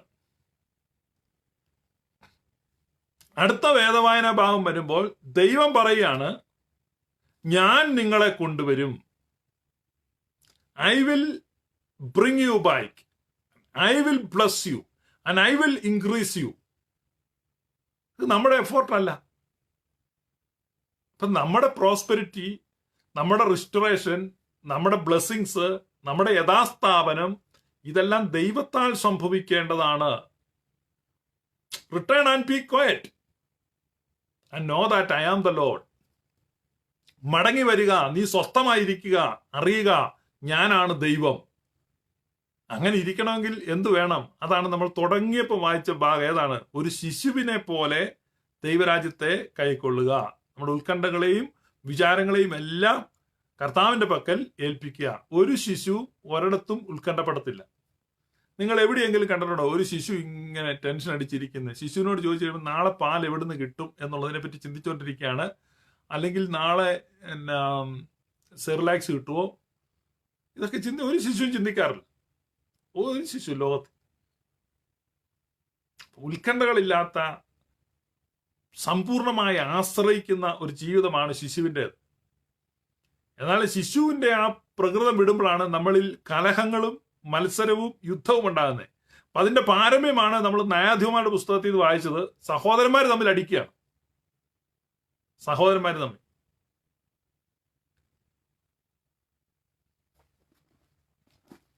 അപ്പൊ ദൈവത്തിന്റെ വാഗ്ദാനം വരികയാണ് അടുത്തത്. I will bless you, I will restore you, I will bring you back and I will increase you. നിങ്ങൾക്ക് തോന്നും ഇത് അസാധ്യമാണെന്ന്. പക്ഷെ എനിക്കത് തോന്നുമോ? മനുഷ്യർക്ക് അസാധ്യം, ദൈവത്തിന് സാധ്യമാണ്. അപ്പൊ അതാണ് അടുത്ത വേദവായന ഭാഗം. ഞാനിത് ജസ്റ്റ് പറഞ്ഞു പോകുന്നേ ഉള്ളൂ. നിങ്ങളത് വായിക്കും, ധ്യാനിക്കും, നിങ്ങൾക്ക് കൂടുതലായിട്ടുള്ള ആശയങ്ങൾ കിട്ടും. നിശ്ചയമായും ദൈവം നിങ്ങളോട് അതിലൂടെ സംസാരിക്കും. അടുത്ത വേദവായന ഭാഗം 3 യോഹന്നാൻ 1:15 വാക്യങ്ങളാണ്. 3 യോഹന്നാൻ എന്ന് പറഞ്ഞാൽ ആകെ ഒരധ്യായമേ ഉള്ളൂ. പിന്നെ അതിന് പ്രത്യേകിച്ച് 1-ാം അധ്യായം എന്ന് പറയേണ്ട ആവശ്യമില്ല. 3 യോഹന്നാൻ എന്ന ലേഖനമാണ്. അത് സമ്പൂർണമായിട്ടും വായനാ ഭാഗത്ത് ഉൾപ്പെടുത്തിയിരിക്കുകയാണ്. വായിക്കാം അല്ലേ? 3 ജോൺ. മൂപ്പനായ ഞാൻ സത്യത്തിൽ സ്നേഹിക്കുന്ന പ്രിയ ഗായോസിന് എഴുതുന്നത്, പ്രിയനെ, നിന്റെ ആത്മാവ് ശുഭമായിരിക്കുന്ന പോലെ നീ സകലത്തിലും ശുഭമായും സുഖമായും ഇരിക്കണം എന്ന് ഞാൻ പ്രാർത്ഥിക്കുന്നു. അപ്പൊ നിന്റെ ആത്മാവ് എങ്ങനെ സുഖമായിരിക്കുന്നു അങ്ങനെ ബാക്കിയുള്ള സുഖവും വരത്തുള്ളൂ. സഹോദരന്മാർ വന്ന് നീ സത്യത്തിൽ നടക്കുന്നു എന്ന് നിന്റെ സത്യത്തിന് സാക്ഷ്യം പറയാൽ ഞാൻ അത്യന്തം സന്തോഷിച്ചു. എന്റെ മക്കൾ സത്യത്തിൽ നടക്കുന്നു എന്ന് കേൾക്കുന്നതിനേക്കാൾ വലിയ സന്തോഷം എനിക്കില്ല. പ്രിയനെ, നീ സഹോദരന്മാർക്കും വിശേഷാൽ അതിഥികൾക്കും വേണ്ടി അധ്വാനിക്കുന്നതിലൊക്കെ വിശ്വസ്തത കാണിക്കുന്നു. അത് സഭയുടെ മുമ്പാകെ നിന്റെ സ്നേഹത്തിന് സാക്ഷ്യം പറഞ്ഞിരിക്കുന്നു. നീ അവരെ ദൈവത്തിന് യോഗ്യമാകുമെണ്ണം യാത്ര അയച്ചാൽ നന്നായിരിക്കും. നിങ്ങൾ ഈ ബൈബിളിൽ ഒരു കാര്യം മനസ്സിലാക്കണം. അതിഥികൾക്ക് വേണ്ടി അധ്വാനിക്കുക, അതിഥി സൽക്കാരം മറക്കരുത് എന്ന് എല്ലാം നിങ്ങൾ കാണാറുണ്ട്. ഈ അതിഥി എന്ന് തർജ്ജിമ ചെയ്തിരിക്കുന്ന തർജ്ജിമ തെറ്റാണ്. നിങ്ങൾ ഈ അതിഥി എന്ന് കാണുന്നിടത്ത് അപരിചിതൻ എന്ന് വേണം വായിക്കാൻ. അതിഥികളെ നമ്മളെല്ലാം സൽക്കരിക്കും. നിങ്ങളെ എൻ്റെ അതിഥിയെ കണ്ട ദേ ആർ അവർ ഗസ്റ്റ്, നമ്മൾ സൽക്കരിക്കുമല്ലോ. അത് പ്രത്യേകിച്ച് പരാമർശിക്കുന്നുണ്ട്. ഇത് അപരിചിതരായ ആളുകൾക്ക് ഹെൽപ്പ് കൊടുക്കുന്നതിനെ കുറിച്ചാണ് പറയുന്നത്. പക്ഷെ നമ്മൾ തർജ്ജിമ ചെയ്ത് വന്നു കഴിഞ്ഞപ്പോൾ അതിഥി നായിപ്പോയി. അതാ പ്രശ്നം. അതിഥി സൽക്കാരം മറക്കരുത്. അത് പ്രത്യേകിച്ച് ബൈബിളിൽ എഴുതി വെക്കേണ്ട കാര്യമില്ല. ആ വാക്യം വായിച്ചിട്ട് ഒത്തിരി പേര് അതിഥികളെ വിളിച്ചു കണ്ടമാനം സൽക്കരിക്കുന്നൊക്കെ ഉണ്ട്. നോ, അപരിചിതരെ സൽക്കരിക്കുന്നു. അതുകൊണ്ടാണ് അതിഥി സൽക്കാരം മറക്കരുത്. അതിനാൽ ചിലർ ദൂതന്മാരെ സൽക്കരിച്ചിട്ടുണ്ടല്ലോ. ചില സ്ത്രീകൾ ദൂതന്മാർ. അത് കാരണം ഇപ്പം നിങ്ങളിപ്പോ നിങ്ങളുടെ ഒരു അടുത്ത ഫ്രണ്ടിനെ നിങ്ങളുടെ വീട്ടിലേക്ക് വിളിച്ചു, അയാൾക്ക് ഒത്തിരി സൽക്കാരം, ഇറച്ചി മീനും എല്ലാം കൊടുത്തു. എന്നിട്ട് ഇനി ദൂതനായിരിക്കുക. കാരണം അത് ദൂതനൊന്നുമല്ല, നിങ്ങളുടെ ഫ്രണ്ടാണ്, നിങ്ങൾക്കറിയാം. നിങ്ങൾക്ക് അറിയാൻ പാടില്ലാത്ത ഒരു അപരിചിതൻ, ഒരു സ്ട്രേഞ്ചറെ നിങ്ങൾ ഹെൽപ്പ് ചെയ്യുക, അല്ലെ ഭക്ഷണം കൊടുക്കുക. ഒരു പക്ഷെ അത് ദൂതനായിരിക്കാം. അതാണ് അതിന്റെ അർത്ഥം. അതുകൊണ്ട് അതിഥി എന്നുള്ളതല്ല. പ്രിയനെ, നീ സഹോദരന്മാർക്കും വിശേഷാൽ അതിഥികൾക്കും വേണ്ടി അധ്വാനിക്കുന്നതിലൊക്കെയും വിശ്വസ്തത കാണിക്കുന്നു. അപരിചിതർ അവർ സഭയുടെ മുമ്പാകെ നിന്റെ സ്നേഹത്തിന് സാക്ഷ്യം പറഞ്ഞിരിക്കുന്നു. നീ അവരെ ദൈവത്തിന് യോഗ്യമാകുമെന്ന യാത്ര അയച്ചാൽ നന്നായിരിക്കും. തിരുനാമ നിമിത്തമല്ലോ അവർ ജാതികളോടൊന്നും വാങ്ങാതെ പുറപ്പെട്ടത്. ആകയാൽ നാം സത്യത്തിന് കൂട്ടുവേലക്കാരാകേണ്ടതിന് ഇങ്ങനെയുള്ളവരെ സൽക്കരിക്കേണ്ടതാകുന്നു. അങ്ങനെയുള്ളവർ വന്നു കഴിഞ്ഞ് പോകുമ്പം യാത്ര അയക്കുമ്പം വല്ല പണമൊക്കെ കൊടുത്ത് യാത്ര അയക്കണമെന്നാണ് യോഹന്നാൻ എഴുതി വെച്ചിരിക്കുന്നത്. സഭയ്ക്ക് ഞാൻ ഒന്നെഴുതിയിരുന്നു, എങ്കിലും അവരിൽ പ്രധാനിയാകുവാൻ ആഗ്രഹിക്കുന്ന ദിയോത്രെഫോസ് ഞങ്ങളെ കൂട്ടാക്കുന്നില്ല. അതുകൊണ്ട് ഞാൻ വന്നാൽ അവൻ ഞങ്ങളെ ദുർവാക്ക് പറഞ്ഞ് ശകാരിച്ചുകൊണ്ട് ചെയ്യുന്ന പ്രവൃത്തി അവൻ ഓർമ്മ വരുത്തും. അവൻ അങ്ങനെ ചെയ്യുന്നത് പോരാ എന്ന് വെച്ച് താൻ സഹോദരന്മാരെ കൈക്കൊള്ളാതിരിക്കുന്നത് മാത്രമല്ല, അതിന് മനസ്സുള്ളവരെ വിരോധിക്കുകയും സഭയിൽ നിന്ന് പുറത്താക്കുകയും ചെയ്യുന്നു. അപ്പൊ ദിയോത്രെഫോസ്, ഇപ്പൊ ഇന്നത്തെ വേദവായന ഭാഗങ്ങൾ നിങ്ങൾ ഇങ്ങനെ ക്രമമായിട്ട് നോക്കണം കേട്ടോ. ആദ്യം വായിച്ചത് മത്തായിയുടെ സുവിശേഷമാണ്. അവിടെ ശിശുവിനെ പോലെ കൈക്കൊള്ളണം, എളിയവരെ കൈക്കൊള്ളണം. ഇവിടെ വില്ലൻ വന്നു കഴിഞ്ഞു. അപ്പൊ ഈ വായനാഭാഗത്തിന്റെ അവസാനം വില്ലൻ പ്രത്യക്ഷപ്പെടുക ദിയോത്രെഫോസ് ആണ്. ഈ ദിയോത്രെഫോസ് കാണിക്കുന്ന ഇതിനുവേണ്ടി ആദ്യം തൊട്ട് ആ വായനാക്രമം ഇങ്ങനെ വരുന്നത്. ഞാൻ ഇന്നലെ പറഞ്ഞ പോലെ പറയുകയാണ്, ഏതെങ്കിലും ഒരു ഭാഗം മാത്രം വായിച്ച് ചടച്ചു വെച്ച് പോയാൽ നിങ്ങൾക്ക് ഇതൊന്നും പിടികിട്ടത്തില്ല, മൊത്തം സ്റ്റോറി മനസ്സിലാകത്തില്ല. അപ്പൊ വായനാക്രമം നമുക്ക് തന്നിരിക്കുന്നത് ഒരു തീം നമ്മളെ പഠിപ്പിക്കാനാണ്, ഒരു വിഷയം നമ്മളെ ബോധ്യപ്പെടുത്താനാണ്. അതൊരു ത്രെഡാണ്. അതിങ്ങനെ ക്രമമായിട്ട് വായിച്ചു വന്നെങ്കിലേ മനസ്സിലാകത്തുള്ളൂ. ഇവിടെ പറയാണ് ദിയോത്രെഫോസ് ഞങ്ങളെ കൂട്ടാക്കുന്നില്ല, ആത്മീക അധികാരത്തിന് കീഴ്പ്പെടുന്നില്ല, സ്പിരിച്വൽ അതോറിറ്റി, റിബല്യസ് നേച്ചറാണ്. ചങ്ക് പൊട്ടി എഴുതുക യോഹന്നാൻ. ദിയോത്രെഫോസ് ചോദിക്കുന്നത് യോഹന്നാൻ ആരാണ്? യോഹന്നാനോട് മാത്രമാണോ കർത്താവ് സംസാരിച്ചിട്ടുള്ളത്? എന്നോട് സംസാരിച്ചിട്ടില്ലയോ? യോഹന്നാന് മാത്രമാണോ? എനിക്കും ഇല്ലയോ? മത്സരമാണ്, റിബല്യൻ. ഈ മത്സരം നമ്മൾ കാണുന്നത് മോശയ്ക്കെതിരായിട്ട് പിറുപിറുത്തല്ലോ. മിരിയാമും ഒക്കെ പിറുപിറുക്കുന്നുണ്ട്. അവര് പറയുന്നുണ്ട് മോശയോട് മാത്രമാണോ ദൈവം സംസാരിച്ചത്? മോശയുടെ മാത്രം ദൈവമാണോ ഇത്? മോശയിലൂടെ ഇങ്ങനെ വന്ന് ഇപ്പൊ എനിക്ക് അങ്ങനെ ഇല്ലല്ലോ, ഞങ്ങൾക്കും സംസാരിച്ചിട്ടില്ലയോ? മത്സരമാണ്. ഞങ്ങളോട് സംസാരിച്ചു. കോരഹിന്റെ മത്സരം. അപ്പൊ ഇതിവിടെ കാണുകയാണ്. ദിയോത്രെഫോസ്, യോഹന്നാൻ എഴുതുകയാണ്, പേരെടുത്ത് പറഞ്ഞ് എഴുതുകയാണ്, ദിയോത്രെഫോസ് ഞങ്ങളെ കൂട്ടാക്കുന്നില്ല. എത്ര വേദന ആ ഹൃദയത്തിൽ ഉണ്ടായി കാണും ഒന്ന് നിങ്ങൾ ഓർത്തു നോക്ക്. ഞാൻ ഈ തിരുവെഴുത്തൊക്കെ വായിക്കും, ഇങ്ങനെയൊക്കെ ഇരുന്ന് ചിന്തിക്കും. നിങ്ങളും ചിന്തിക്കണം. നിങ്ങളതിങ്ങനെ വായിച്ചിട്ട് യോഹന്നാൻ ലേഖനം എഴുതുകയാണ്. നോക്ക്, 2000 വർഷത്തിനിപ്പുറത്തിരുന്ന് വായിക്കുമ്പോൾ എൻ്റെ കണ്ണ് നിറയുക. ഇത്രമാത്രം കർത്താവിൽ അധ്വാനിച്ച് ഈ സത്യവിശ്വാസം അവരെ പോയി പഠിപ്പിച്ച് അവരെ അതിൽ പരിപാലിച്ച് ഉറപ്പിച്ച്, എന്നിട്ട് യോഹന്നാൻ പറയാണ് ദിയോത്രെഫോസ് ഇപ്പൊ ഞാൻ പറയുന്നൊന്നും കേൾക്കുന്നില്ല, അവൻ എന്നെ കൂട്ടാക്കുന്നില്ല. അതുകൊണ്ട് ഞാൻ വന്നാൽ അവൻ ഞങ്ങളെ ദുർവാക്ക് പറഞ്ഞ് ശകാരിച്ചുകൊണ്ട് ചെയ്യുന്ന പ്രവൃത്തി അവൻ ഓർമ്മ വരുത്തും. പിന്നെ എന്ത് സംഭവിച്ചെന്നുള്ളത് നമുക്കറിയത്തില്ല. യോഹന്നാൻ ഓർമ്മ വരുത്താൻ ചെന്നിട്ട് യോഹന്നാൻ പോയ രൂപത്തിൽ തിരിച്ചു വന്നോ നമുക്കറിയത്തില്ല. നമുക്കറിയാം ബൈബിളിൽ ഇല്ലെന്നേ ഉള്ളൂ.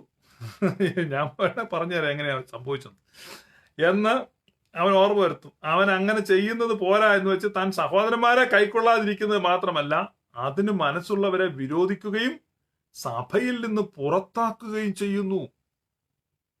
സഹോദരന്മാരെ കൈക്കൊള്ളുന്നില്ലെന്ന് അവരെയൊക്കെ പള്ളികളിൽ നിന്ന് പുറത്താക്കുകയാണ്. ഇനി അതിന് മനസ്സുള്ളവരുണ്ട്.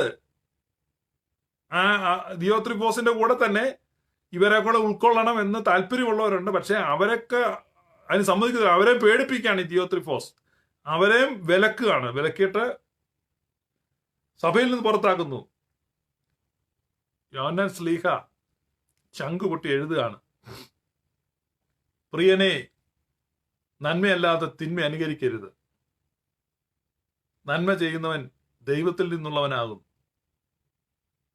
തിന്മ ചെയ്യുന്നവൻ ദൈവത്തെ കണ്ടിട്ടില്ല. ദെമത്രിയോസിന് എല്ലാവരാലും സത്യത്താൽ തന്നെയും സാക്ഷ്യം ലഭിച്ചിട്ടുണ്ട്. ഞങ്ങളും സാക്ഷ്യം പറയുന്നു, ഞങ്ങളുടെ സാക്ഷ്യം സത്യം എന്ന് നീ അറിയുന്നു.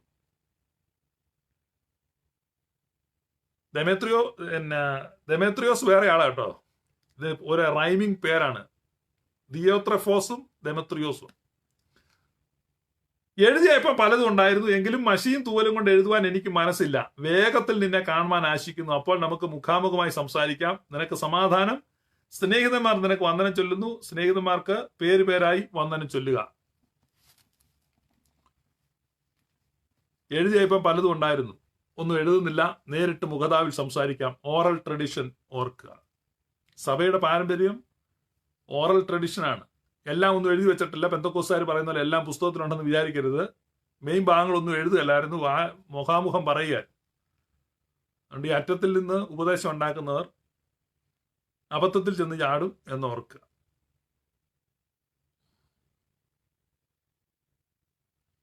അടുത്ത ഭാഗം 1 കൊരിന്ത്യർ 8-ാം അധ്യായം. 1 കൊരിന്ത്യർ 8-ാം അധ്യായം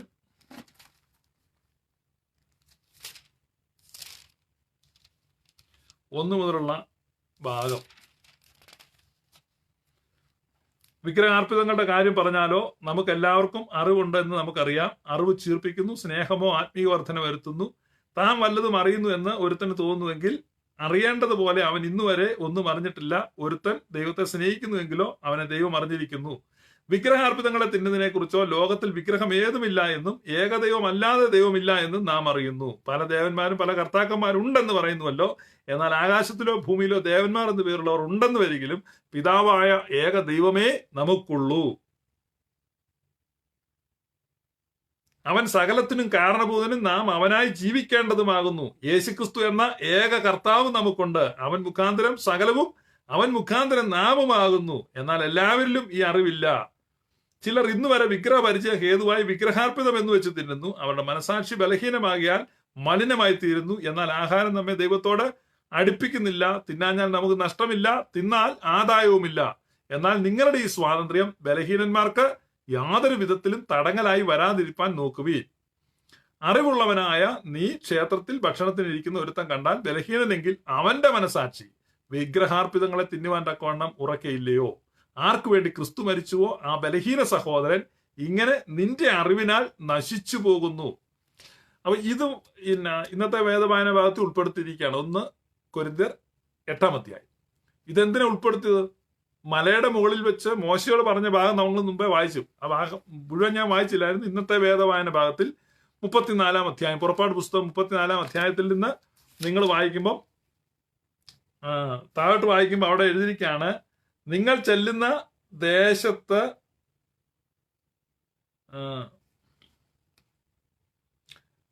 നീ ചെല്ലുന്ന ദേശത്തിലെ നിവാസികളോട് നീ ഒരു ഉടമ്പടി ചെയ്യാതിരിക്കാൻ കരുതിക്കൊള്ളുക. അല്ലാഞ്ഞാൽ അത് നിന്റെ മധ്യേ ഒരു കെണിയായിരിക്കും. നിങ്ങൾ അവരുടെ ബലിപീഠങ്ങളെ ഇടിച്ച് വിഗ്രഹങ്ങളെ തകർത്ത് അശേരാ പ്രതിഷ്ഠകളെ വെട്ടിക്കളയണം. അവിടെ പറയാണ്, അവരുടെ ബലികൾ നിങ്ങൾ കഴിക്കുകയും അവരുടെ പുത്രിമാരിൽ നിന്ന് ഭാര്യമാരെ എടുക്കുകയും ചെയ്യരുത് എന്ന് പറഞ്ഞാൽ റെവലേഷൻ ഈസ് പ്രോഗ്രസീവ്.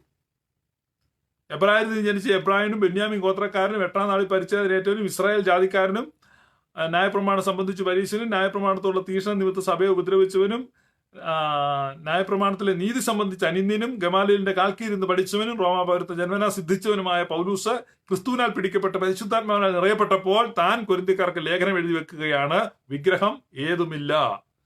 കണ്ടോ? അപ്പൊ മോശയ്ക്ക് കിട്ടിയ ആ കൽപ്പനയുടെ ആ യഥാർത്ഥത്തിലുള്ള പിക്ചറിലേക്ക് നമ്മളെ കൊണ്ടുവരികയാണ്. അപ്പൊ പ്രോഗ്രസീവ് റെവലേഷനിലാണ് ഇന്നത്തെ വേദവായന ഭാഗം ഇങ്ങനെ വന്നിരിക്കും. 34-ാം അധ്യായം മാത്രം വായിച്ച് അടച്ചാൽ ഇത് മനസ്സിലാകത്തില്ല. അതുകൊണ്ടാണ് കൊരിന്ത്യർ ലേഖനം 8-ലേക്ക് വരുന്നത്. അവിടെ വന്നിട്ട് പറയാണ്, ഈ വിഗ്രഹം എന്ന് പറഞ്ഞാൽ അങ്ങനെ ഒരു സംഭവമേ ഇല്ല. ഇപ്പൊ നിങ്ങൾക്ക് നിങ്ങളുടെ ഓഫീസിലൊക്കെ ആരെങ്കിലും കൊണ്ടുവന്ന് എന്തെങ്കിലും തന്നാല് നിങ്ങളത് കഴിക്കാൻ പേടിക്കേണ്ട ആവശ്യമില്ല. ജസ്റ്റ് ഫുഡാണ്. ഭക്ഷണം നമ്മളെ ദൈവത്തോട് അകറ്റുന്നുമില്ല, അടുപ്പിക്കുന്നുമില്ല. നിങ്ങൾ തിന്നോണ്ട് ദോഷവുമില്ല, തിന്നാഞ്ഞാൽ നഷ്ടവുമില്ല. അതായിരിക്കണം നമ്മുടെ ആറ്റിറ്റ്യൂഡ്. അറിവുള്ളവനായ നീ ക്ഷേത്രത്തിൽ ഊണിനിരിക്കുന്നത് കണ്ടാൽ, അന്ന് ഈ ക്ഷേത്രത്തില് ഊണ് ഫ്രീയാ.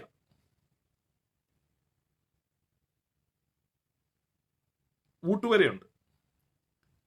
അവിടെ കയറി കഴിഞ്ഞാൽ ഫ്രീ ആയിട്ട് ശാപ്പാട് കിട്ടും. പക്ഷെ അത് വിഗ്രഹാർപ്പിതാന്നൊരു ചിന്തയുണ്ട്. പൗലൂസ് പറയാണ്, അത് ഭക്ഷണമാണ്, നിനക്ക് വേണേ പോയി കഴിക്കാം. പക്ഷെ പ്രശ്നം എന്താന്ന് വെച്ചാല് അത് കഴിക്കുന്നത് ഈ അറിവില്ലാത്തൊരുത്തൻ കണ്ടാൽ അവൻ അങ്ങ് ഇടർച്ചയാവും. അയ്യോ, അപ്പൊ അവൻ നിമിത്തം നീ അത് കഴിക്കരുത്. മനസാക്ഷി നിമിത്തം എന്ന് പറയുന്നത് നിന്റെ മനസാക്ഷി അല്ല, അവന്റെ മനസാക്ഷി. Your conscious is clear. അപ്പം വിശുദ്ധമല്ലാത്ത മനസാക്ഷിയുള്ള ബലഹീന സഹോദരൻ നിമിത്തം. അതുകൊണ്ടാണ് ഇന്നലെ എന്നോട് ഒരാൾ ചോദിച്ചായിരുന്നു, ഈ സഭയുടെ കൽപ്പനകൾക്കകത്ത് വിഗ്രഹാർപ്പിതം കഴിക്കരുത് എന്ന് വ്യക്തമായിട്ട് കർക്കശമായിട്ട് എഴുതിയിട്ടുണ്ട് പാസ്റ്ററെ, അതെന്തുകൊണ്ടാണ് അങ്ങനെ എഴുതിയിരിക്കുന്നത്? സഭ എന്ന് പറഞ്ഞാൽ എല്ലാവരെയും കൂടെ ഉൾക്കൊള്ളുകയാണ്. അപ്പൊ ഏറ്റവും ബലഹീന സഹോദരന്മാരെയും കൂടെ കെയർ ചെയ്യുകയാണ്. മനസ്സിലാകുന്നുണ്ടോ? ഏറ്റവും ബലഹീന സഹോദരനെയും കൂടെ കെയർ ചെയ്യുകയാണ്. അതുകൊണ്ട് സഭയിലെ പ്രാർത്ഥനകളും സഭയിലെ കൽപ്പനകളും നോക്കുമ്പോൾ അത് ഏറ്റവും ബലഹീനന് പോലും ഇടർച്ച വരാതിരിക്കാനാണ്. അവിടെയാണ് നമ്മൾ ആദ്യം വായിച്ച ഭാഗം, ഈ ബലഹീന സഹോദരനെ കൈക്കൊള്ളുന്നവൻ. മത്തായി 18 വായിച്ചല്ലോ. ഈ ബലഹീന സഹോദരനെ കൈക്കൊള്ളുന്നവൻ, ശിശുവിനെ പോലെ അവനെ കൈക്കൊള്ളുന്നവൻ. അപ്പൊ സഭ അത് ചെയ്യുകയാണ്. ഏറ്റവും ബലഹീനയെ, ഏറ്റവും ദുർബലനെ, ഏറ്റവും അറിവ് കുറഞ്ഞവനെ അവനും ഇടർച്ച വരാതിരിക്കാൻ വേണ്ടിയാണ് അങ്ങനെ കൽപ്പന വെച്ചിരിക്കുന്നത്. എന്നാൽ വ്യക്തിപരമായി നിങ്ങൾക്ക് എന്ത് ചെയ്യാൻ പറ്റും? വ്യക്തിപരമായി നിങ്ങൾക്ക് കർത്താവിൽ വളരാൻ പറ്റും. അപ്പൊ ആ അറിവ് നിങ്ങളെ എന്ത് ചെയ്യാണ്? നിങ്ങളെ വിടുവിക്കാം. പക്ഷെ നിങ്ങളുടെ അറിവ് മറ്റൊരാൾക്ക് ദോഷമായി തീരരുത്. അതാണ് പൗലോസ് പറഞ്ഞത്, നിങ്ങളുടെ അറിവ് മറ്റൊരാൾക്ക് ദോഷമായി തീരരുത്. അവിടെ നമ്മൾ മുൻകരുതൽ എടുക്കണം. അതല്ലാതെ നമ്മൾ വിഗ്രഹാർപ്പിതം എന്ന് പറഞ്ഞ് ഒരു സംഗതിയില്ല. റോമാലേഖനം എഴുതുമ്പോൾ റോമാലേഖനത്തിൽ പൗലോസ് ഇതേ കാര്യം വന്നിട്ടുണ്ട്. റോമാലേഖനത്തിൽ പറയുന്നുണ്ട് മാംസം മേടിക്കുന്ന കാര്യം. അവിടുത്തെ എന്താന്ന് വെച്ച് കഴിഞ്ഞാൽ ഈ ക്ഷേത്രങ്ങളിൽ ബലി നടത്തും. ബലി നടത്തുമ്പോൾ രക്തമാണ് ഓഫർ ചെയ്യുന്നത്. പിന്നീട് ഈ മാംസം, അതായത് ബലിമൃഗത്തിന്റെ മാംസമുണ്ട്, ക്ഷേത്രത്തിൽ ബലി അർപ്പിച്ച മൃഗമാണ്, അതിന്റെ മാംസം വളരെ ചീപ്പായിട്ട് വിൽക്കും. ഇപ്പൊ മാർക്കറ്റില് ഇറച്ചി കിലോ 100 രൂപയാണെങ്കിൽ ക്ഷേത്രത്തിൽ നിന്ന് ഇറച്ചി മേടിച്ചാൽ 10 രൂപയുള്ളൂ. കാരണം അത് ബലി കൊടുത്തതിൻ്റെയാ, ഈ വിഗ്രഹത്തിന് മുമ്പ് ബലി കൊടുത്ത ഇറച്ചിയാണ്. അപ്പൊ അന്ന് ക്രിസ്ത്യാനികൾ പലരും അവിടെ ക്ഷേത്രത്തിൽ പോയി ഇറച്ചി മേടിക്കും. കാരണം ഇത് 10 രൂപയ്ക്ക് കിട്ടും, മറ്റേ 100 രൂപ കോമൺ പൊതു മാർക്കറ്റിൽ. അപ്പൊ അത് വലിയൊരു വിഷയമായിരുന്നു. അതേക്കുറിച്ച് പൗലോസ് പറഞ്ഞ് മേടിക്കുന്നതിന് കുഴപ്പമില്ല, മേടിച്ചു, കുഴപ്പമില്ല. അതുകൊണ്ടാണ് അങ്ങാടിയിൽ വിൽക്കുന്നത് എന്തും മനസാക്ഷി നിമിത്തം യാതൊരു ശങ്കയും കൂടാതെ സ്തോത്രത്തോടുകൂടെ ഭക്ഷിക്കുക. അതിപ്പോ അമ്പലത്തിൽ വിറ്റോ മോസ്കിൽ വിറ്റോ ഇതൊന്നും നിങ്ങൾ തിരക്കേണ്ട കാര്യമില്ല, വാങ്ങുക.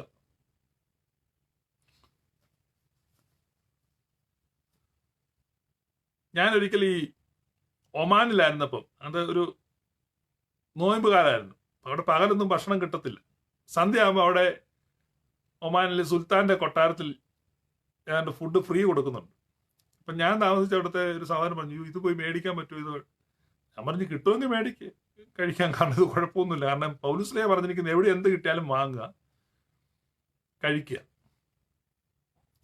അദ്ദേഹം പോയി അതൊക്കെ മേടിച്ചോണ്ട് വന്നായിരുന്നു. നമ്മൾ പറഞ്ഞത് ഭക്ഷണം. പക്ഷേ ഇത് അറിവ് കുറവുള്ള ഒരാള് നമ്മുടെ കൂടെ ഉണ്ട്. അപ്പൊ ആ ആള് പറയാണ്, അയ്യോ അത് നമുക്ക് മേടിക്കാൻ പറ്റത്തില്ല, അത് പറഞ്ഞാൽ പിന്നെ മേടിക്കരുത്. കാരണം അവൻ ഇടർച്ച വരരുത്. That's the goal. അപ്പൊ നിന്റെ അറിവ് കൊണ്ട്, നിനക്ക് കിട്ടിയിരിക്കുന്ന ഉന്നതമായ ചിന്ത കൊണ്ട് വേറൊരാൾക്ക് ഇടർച്ച വരരുത്. അപ്പൊ ക്രിസ്ത്യാനിറ്റിയുടെ ഏറ്റവും വലിയ പ്രിൻസിപ്പിൾ ബലഹീന സഹോദരന് ഇടർച്ച വരുത്താതിരിക്കുക എന്നുള്ളതാണ്. അതാണ് അതിന്റെ ഏകകം. അപ്പൊ അത് വെച്ച് വേണം ഉപദേശങ്ങൾ ഉണ്ടാക്കാൻ. അപ്പൊ നമ്മുടെ ഗോൾ എന്ന് പറഞ്ഞാൽ മറ്റൊരാൾക്ക് ഇടർച്ച വരുത്താതിരിക്കുക എന്നുള്ളതാണ്. അതാണ് നോയമ്പിന്റെ ഗോൾ. മനസ്സിലായി? നമ്മൾ നോയമ്പ് എടുക്കുന്നതിന്റെ ഉദ്ദേശം അതുകൊണ്ടാണ് ഈ വായനാഭാഗം ഉൾപ്പെടുത്തിയിരിക്കുന്നത്. നമ്മൾ നോയമ്പ് എങ്ങനെ എടുക്കേണ്ടത് മുമ്പേ നമ്മൾ കേട്ടില്ലേ? നോയമ്പ് എങ്ങനെ എടുക്കേണ്ടെന്ന്. പാവനമാ നോമ്പ് എങ്ങനെ നാം നോക്കണമെന്ന് ദർശകനാം യേശായി കൽപ്പിച്ചു. എങ്ങനെയാണ് യേശായി നോയമ്പ് എങ്ങനെ എടുക്കാനാണ് പറഞ്ഞത്?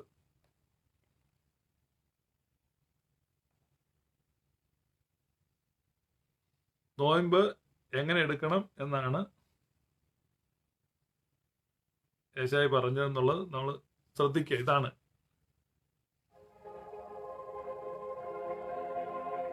പാവനമാമീ നോമ്പെങ്ങനെ നോൽക്കണമെന്ന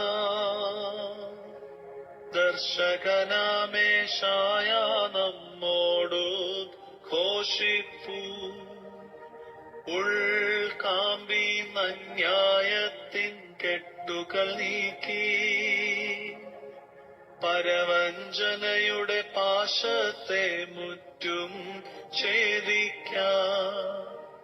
പാവങ്ങൾക്കപ്പം നൽകിടുക, പരദേശിക്കാശ്രയമേകിടുക. നാഥൻ നിൻ വിളി കേട്ടിടും, നിന്മേൽ കൃപ ചെയ്യും. അതാണ് പറയുന്നത്. നമ്മളെ നോയമ്പ് നോക്കുമ്പോൾ ആർക്കും ഇടർച്ച വരുത്താതിരിക്കുക, നമ്മൾ ഇടർച്ചകളെ മാറ്റിക്കളയുക, ആളുകളെ ബുദ്ധിമുട്ടിക്കാതിരിക്കുക. ഇതൊക്കെയാണ് നോയമ്പിന്റെ ഒരു ഗോള് എന്ന് പറയുന്നത്. ഇടർച്ച വരുത്താതിരിക്കുക എന്നുള്ളതാണ് ഏറ്റവും പ്രധാനം. അവസാനത്തെ ഭാഗത്തിലേക്ക് നമ്മൾ വരികയാണ്.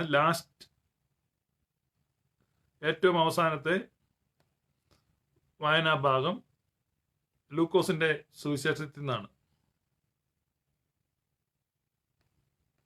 ലൂക്കോസിന്റെ സുവിശേഷം 11-ാം അധ്യായം 1 മുതൽ 13 വരെയുള്ള ഭാഗങ്ങൾ നമുക്ക് വളരെ പരിചയമുള്ള ഭാഗമാണ്. പ്രാർത്ഥിക്കാൻ പഠിപ്പിക്കണമെന്ന് കർത്താവിനോട് പറയുമ്പോൾ യേശു കർത്താവ് പ്രാർത്ഥിക്കാൻ പഠിപ്പിക്കുന്നു.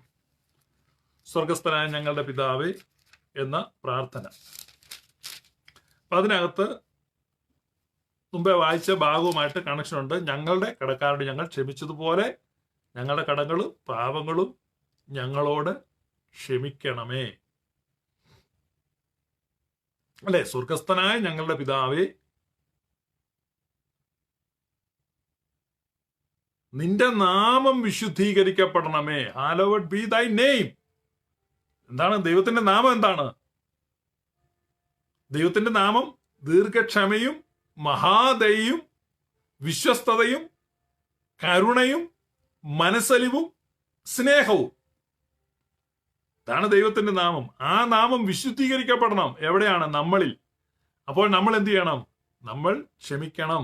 അതാണ് അടുത്ത തൊട്ടു താഴെ പറയുന്നത്. ഞങ്ങളുടെ കടക്കാരോട് ഞങ്ങൾ ക്ഷമിച്ചതുപോലെ ഞങ്ങളുടെ കടങ്ങളും പാപങ്ങളും ഞങ്ങളോട് ക്ഷമിക്കണമേ. That is the name of the Lord. അതാണ് കർത്താവിന്റെ നാമം. അതാണ് in the name of Jesus എന്നല്ല പറയേണ്ടത്. ജീസസ് നെയിം അതാണ്. അവിടെയാണ് നിങ്ങൾക്ക് ഉത്തരം കിട്ടുന്നത്. അതാണ് നെയിം ഓഫ് ജീസസ് എന്ന് പറയുന്നത്. അതുകൊണ്ട് ആ പ്രാർത്ഥന, ഞങ്ങൾ ക്ഷമിക്കണമേ, ഞങ്ങളെ പരീക്ഷയിൽ ഉൾപ്പെടുത്തരുത്, ഞങ്ങളെ വിടുവിക്കണമേ. എന്തുകൊണ്ടെന്നാൽ രാജ്യവും ശക്തി മഹത്വം എന്നേക്കും അങ്ങേക്ക് തന്നെയുള്ളതാകുന്നു. ആമേൻ. പിന്നെ അവൻ പറഞ്ഞത്, keep on asking, keep on praying, keep on knocking, keep on searching. Ask, it shall be given to you. Knock, it shall be open before you. അതാണ് നോക്കുക, അന്വേഷിക്കുക, നിങ്ങൾ കണ്ടെത്തും. കണ്ടെത്താൻ സാധ്യതയുണ്ടെന്നല്ല, കണ്ടെത്തും. മുട്ടുവിൻ, നിങ്ങൾക്കായി തുറക്കപ്പെടും. Ask, it shall be given to you. ചോദിപ്പീൻ, നിങ്ങൾക്ക് തരപ്പെടും. നിശ്ചയമായും ലഭിക്കും. പക്ഷേ എന്ത് ചെയ്യണം? ഹാലോവിഡ് ബി ദൈ നെയിം എന്നുള്ളത്, ആ നാമം വിശുദ്ധീകരിക്കപ്പെടണം. ദൈവത്തിന്റെ നാമം വിശുദ്ധീകരിക്കപ്പെടണം. അതാണ് ഇന്നത്തെ വേദവായനാ ഭാഗങ്ങൾ. പ്രാർത്ഥനയ്ക്ക് ഉത്തരം കിട്ടുന്ന അനുഭവത്തിലേക്ക് പോവുക. ദൈവത്തിന്റെ നാമം എന്ന അത്ഭുതം എന്താണെന്ന് മനസ്സിലാക്കുക. ദോഷികളായ നിങ്ങൾ നിങ്ങളുടെ കുഞ്ഞുങ്ങൾക്ക് നല്ല ദാനങ്ങളെ കൊടുക്കാൻ അറിയുന്നെങ്കിൽ സ്വർഗസ്ഥനായ നിങ്ങളുടെ പിതാവ് നിങ്ങൾക്ക് നല്ല ദാനങ്ങളെ തരികയില്ലയോ? ചില അമ്മമാരുണ്ട്, ഇപ്പോഴല്ല പണ്ടത്തെ കാലത്ത്. ഇച്ചാൻ ഇങ്ങോട്ട് വരട്ട് കാണിച്ചു തരാം. ഇച്ചാൻ സത്യത്തിൽ ഒരു പാവമാണ്. ഈ തള്ള, അന്നത്തെ കാലത്തൊക്കെ ആണുങ്ങളൊക്കെ എപ്പോഴും പുറത്ത് ജോലിക്ക് പോകും. പെണ്ണുങ്ങള്, സ്ത്രീകളും പിള്ളേരുമാണ് വീട്ടിലുള്ള. പിള്ളേർ കാണിക്കുന്ന കുരുത്തക്കേടിനെല്ലാം ഈ സ്ത്രീകൾ അപ്പനെ പറഞ്ഞാണ് പേടിപ്പിക്കുന്നത്. അന്നത്തെ കാലത്ത് മിക്ക അപ്പന്മാർക്കും കള്ളരിപ്പം മീശയൊക്കെ ഉണ്ട്. അവരതൊക്കെ വെച്ച് ഇങ്ങനെ, ഇതെല്ലാം പാവങ്ങളായിരുന്നു. പക്ഷെ ഇവർക്കില്ലാത്ത ഒരു തൊങ്ങൽ ഈ അമ്മമാർ വെച്ചു കൊടുത്തു. ഈ അപ്പം ഭയങ്കരനാണെന്നും, ചായ മരട്ടാ ഞാൻ പറഞ്ഞു കൊടുക്കും, കാണിച്ചു തരാം. അങ്ങനെ ജീവകാലത്ത് അപ്പനോട് മിണ്ടാത്തവരായിരുന്നു പഴയ തലമുറയിലുള്ള പിള്ളേരൊക്കെ. അമ്മമാരുടെ മിണ്ടത്തുള്ളൂ, അപ്പന്മാരുടെ മിണ്ടത്തേ ഇല്ല, മിണ്ടിയിട്ടേ ഇല്ല. എനിക്കറിയാം, ഇന്നത്തെ കാലമല്ല, അന്നത്തെ കാലം. അങ്ങനെ അപ്പന്മാരിൽ നിന്ന് മക്കളെ അകറ്റിയതിന്റെ വലിയൊരു ക്രെഡിറ്റ് ഈ പെണ്ണുങ്ങൾക്കുണ്ട്. കാരണം അവർ നിരന്തരമായിട്ട് അവരുടെ എല്ലാ കാര്യങ്ങളും ഇച്ചായോട് പറഞ്ഞു കൊടുക്കുമെന്ന് പറയും.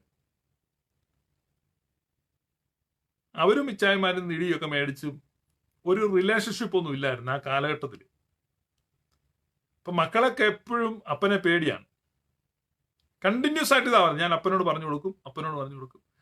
പിന്നെ ഇങ്ങനൊരു ഇമേജ് ഉണ്ടാക്കി വെച്ചിരിക്കും. അപ്പം പിന്നെ മക്കളെ എങ്ങനെ സ്നേഹത്തോടെ ഒന്ന് വിളിക്കുക, അടുത്ത് നിർത്തുക, ഇതൊന്നും പറ്റത്തൂല്ല. കാരണം ഈ പുള്ളിക്ക് ഇത് അഭിനയിക്കണമല്ലോ. നായ്ക്കോലം കിട്ടിയാൽ പിന്നെ കുരയ്ക്കണം. അപ്പൊ പിന്നെ ആ ഗൗരവത്തിൽ അങ്ങനെ ഇരുന്നിരുന്നിരുന്ന് ജീവകാലത്ത് മക്കളോടൊന്ന് സ്നേഹത്തോടെ മിണ്ടാനോ സംസാരിക്കാനോ പറ്റാതെ അവരൊക്കെ ആ കാലഘട്ടം ആ തലമുറയെല്ലാം അങ്ങനെ അങ്ങ് കടന്നുപോയി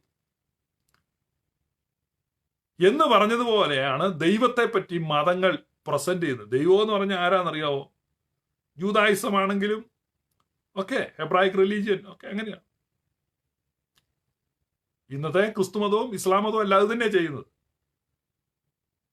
ആ ധാരണയ്ക്ക് മാറ്റം വരുത്താനാണ് ദൈവം തന്റെ പുത്രനെ ലോകത്തിലേക്ക് അയച്ചത്. Go my son, tell these people how much I love them. പിതാവിന്റെ ഹൃദയത്തെ നമുക്ക് കാണിച്ചു തരാൻ വേണ്ടി പിതാവ് പുത്രനെ അയക്കുകയാണ്. മകനെ, നീ പോവുക, ഈ ജനത്തോട് ചെന്ന് പറ ഞാൻ എത്ര അവരെ സ്നേഹിക്കുന്നു. ഞാൻ ആ മലയുടെ മണ്ടേ വെച്ച് ആ മോശയോട് പറഞ്ഞതാണ്, ഞാൻ 1000 ദയപാലിക്കുന്നവൻ, അകൃത്യവും അതിക്രമവും പാപവും ക്ഷമിക്കുന്നവൻ, ഞാൻ അവരെ സ്നേഹിക്കുന്നു സ്നേഹിക്കുന്നു സ്നേഹിക്കുന്നു എന്ന് പറഞ്ഞിട്ട് കൽപ്പന എഴുതി കൊടുത്ത മലയുടെ മുകളിൽ നിന്ന് താഴെ വന്നപ്പോൾ മോശയുടെ ക്ഷമയാ പോയത്, ദൈവത്തിന്റെ അല്ല. ദീർഘക്ഷമയും മഹാദയുമുള്ളവനെന്ന് ദൈവം തന്നെ കുറിച്ച് സാക്ഷ്യം പറഞ്ഞിട്ട് ഒരു മലയുടെ മുകളിൽ നിന്ന് താഴെ ഇറങ്ങി വന്നപ്പോ മോശ പറഞ്ഞു, വാളെടുത്ത് വെട്ടടാന്ന് പറഞ്ഞു. ഒരറ്റത്തിൽ നിന്ന് മറ്റേ അറ്റം വരെ 3000 പേരെ വെട്ടിക്കൊന്നു കളഞ്ഞു. ദൈവമാണോ പറഞ്ഞ്? മലയുടെ മുകളിൽ നിന്ന് ദൈവം പറയാ, ദീർഘക്ഷമയുള്ളവനാ ദീർഘക്ഷമയുള്ളവനാ ദീർഘക്ഷമയുള്ളവനാ. ഈ ദീർഘക്ഷമ എന്ന് പറഞ്ഞാൽ മലയുടെ മുകളിൽ നിന്ന് താഴെ വരുന്നത് അത്രയും നീളമുള്ളൂ. മോശയുടെ ക്ഷമ നശിച്ചു, ദൈവത്തിന്റെ അല്ല. ദൈവത്തിന്റെ ക്ഷമ നശിച്ചെങ്കിൽ ദൈവം മോശ പിന്നെ പറയും, മോശ നീ കയറുക, വീണ്ടും ആ പലകയുമായിട്ട് കയറുക. പലകയായിട്ട് കയറുന്ന വീണ്ടും അത് എഴുതി കൊടുത്തിട്ട് പറയുകയാണ്, വീണ്ടും 34-ാം അധ്യായം ഇന്ന് വായിച്ച ഭാഗമാണ്, യഹോവയായ ദൈവം തന്റെ നാമത്തെ പിന്നെയും ഘോഷിക്കുകയാണ്. ദീർഘക്ഷമയുള്ളവന്, മഹാദയുള്ളവനാണ്.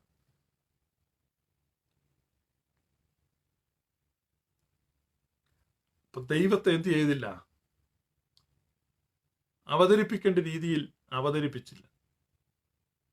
യേശു കർത്താവ് വന്നിട്ട് പറയുകയാണ്, നിങ്ങൾ ദോഷികളായ നിങ്ങൾ നിങ്ങളുടെ മക്കൾക്ക് വേണ്ടി കരുതുന്നെങ്കിൽ സ്വർഗസ്ഥനായ പിതാവ് എത്രയധികം. നിങ്ങളുടെ കൊച്ച് എന്തെങ്കിലും ഒരു സാധനം എടുത്തെന്ന് വെച്ചാൽ അവന്റെ കൈ നിങ്ങൾ തല്ലി ഒടിക്കുവോ? നിങ്ങളുടെ കൊച്ച് അനുസരണക്കേട് കാണിച്ചാൽ നിങ്ങൾ ഗ്യാസ് സിലിണ്ടർ അടുക്കളയിൽ തുറന്നു വിട്ട് കൊച്ചിനെ അടുക്കളയിൽ ഇട്ട് അടച്ചിട്ട് തീ കൊളുത്തുവോ ജനലിൽ കൂടെ? അങ്ങനെയൊക്കെ ചെയ്യുമെങ്കിൽ നിങ്ങൾ ദൈവത്തെക്കുറിച്ചും അങ്ങനെ ചിന്തിക്കുക. യേശു പറഞ്ഞു, ഒരു കാര്യം ഉറപ്പാണ്, ദോഷികളായ നിങ്ങളെക്കാൾ വളരെ ഫാർ ബെറ്റർ ആണ് എന്റെ സ്വർഗസ്ഥനായ പിതാവ്. ഈ ചിന്തകളാൽ കർത്താവ് നിങ്ങളെ അനുഗ്രഹിക്കട്ടെ. കേൾവിക്കാർ ചിലരുടെയെങ്കിലും മൂഢതകൾക്ക് നിവാരണം വന്നെങ്കിൽ ഞാൻ കൃതാർത്ഥനായി. May God bless you. Thank U.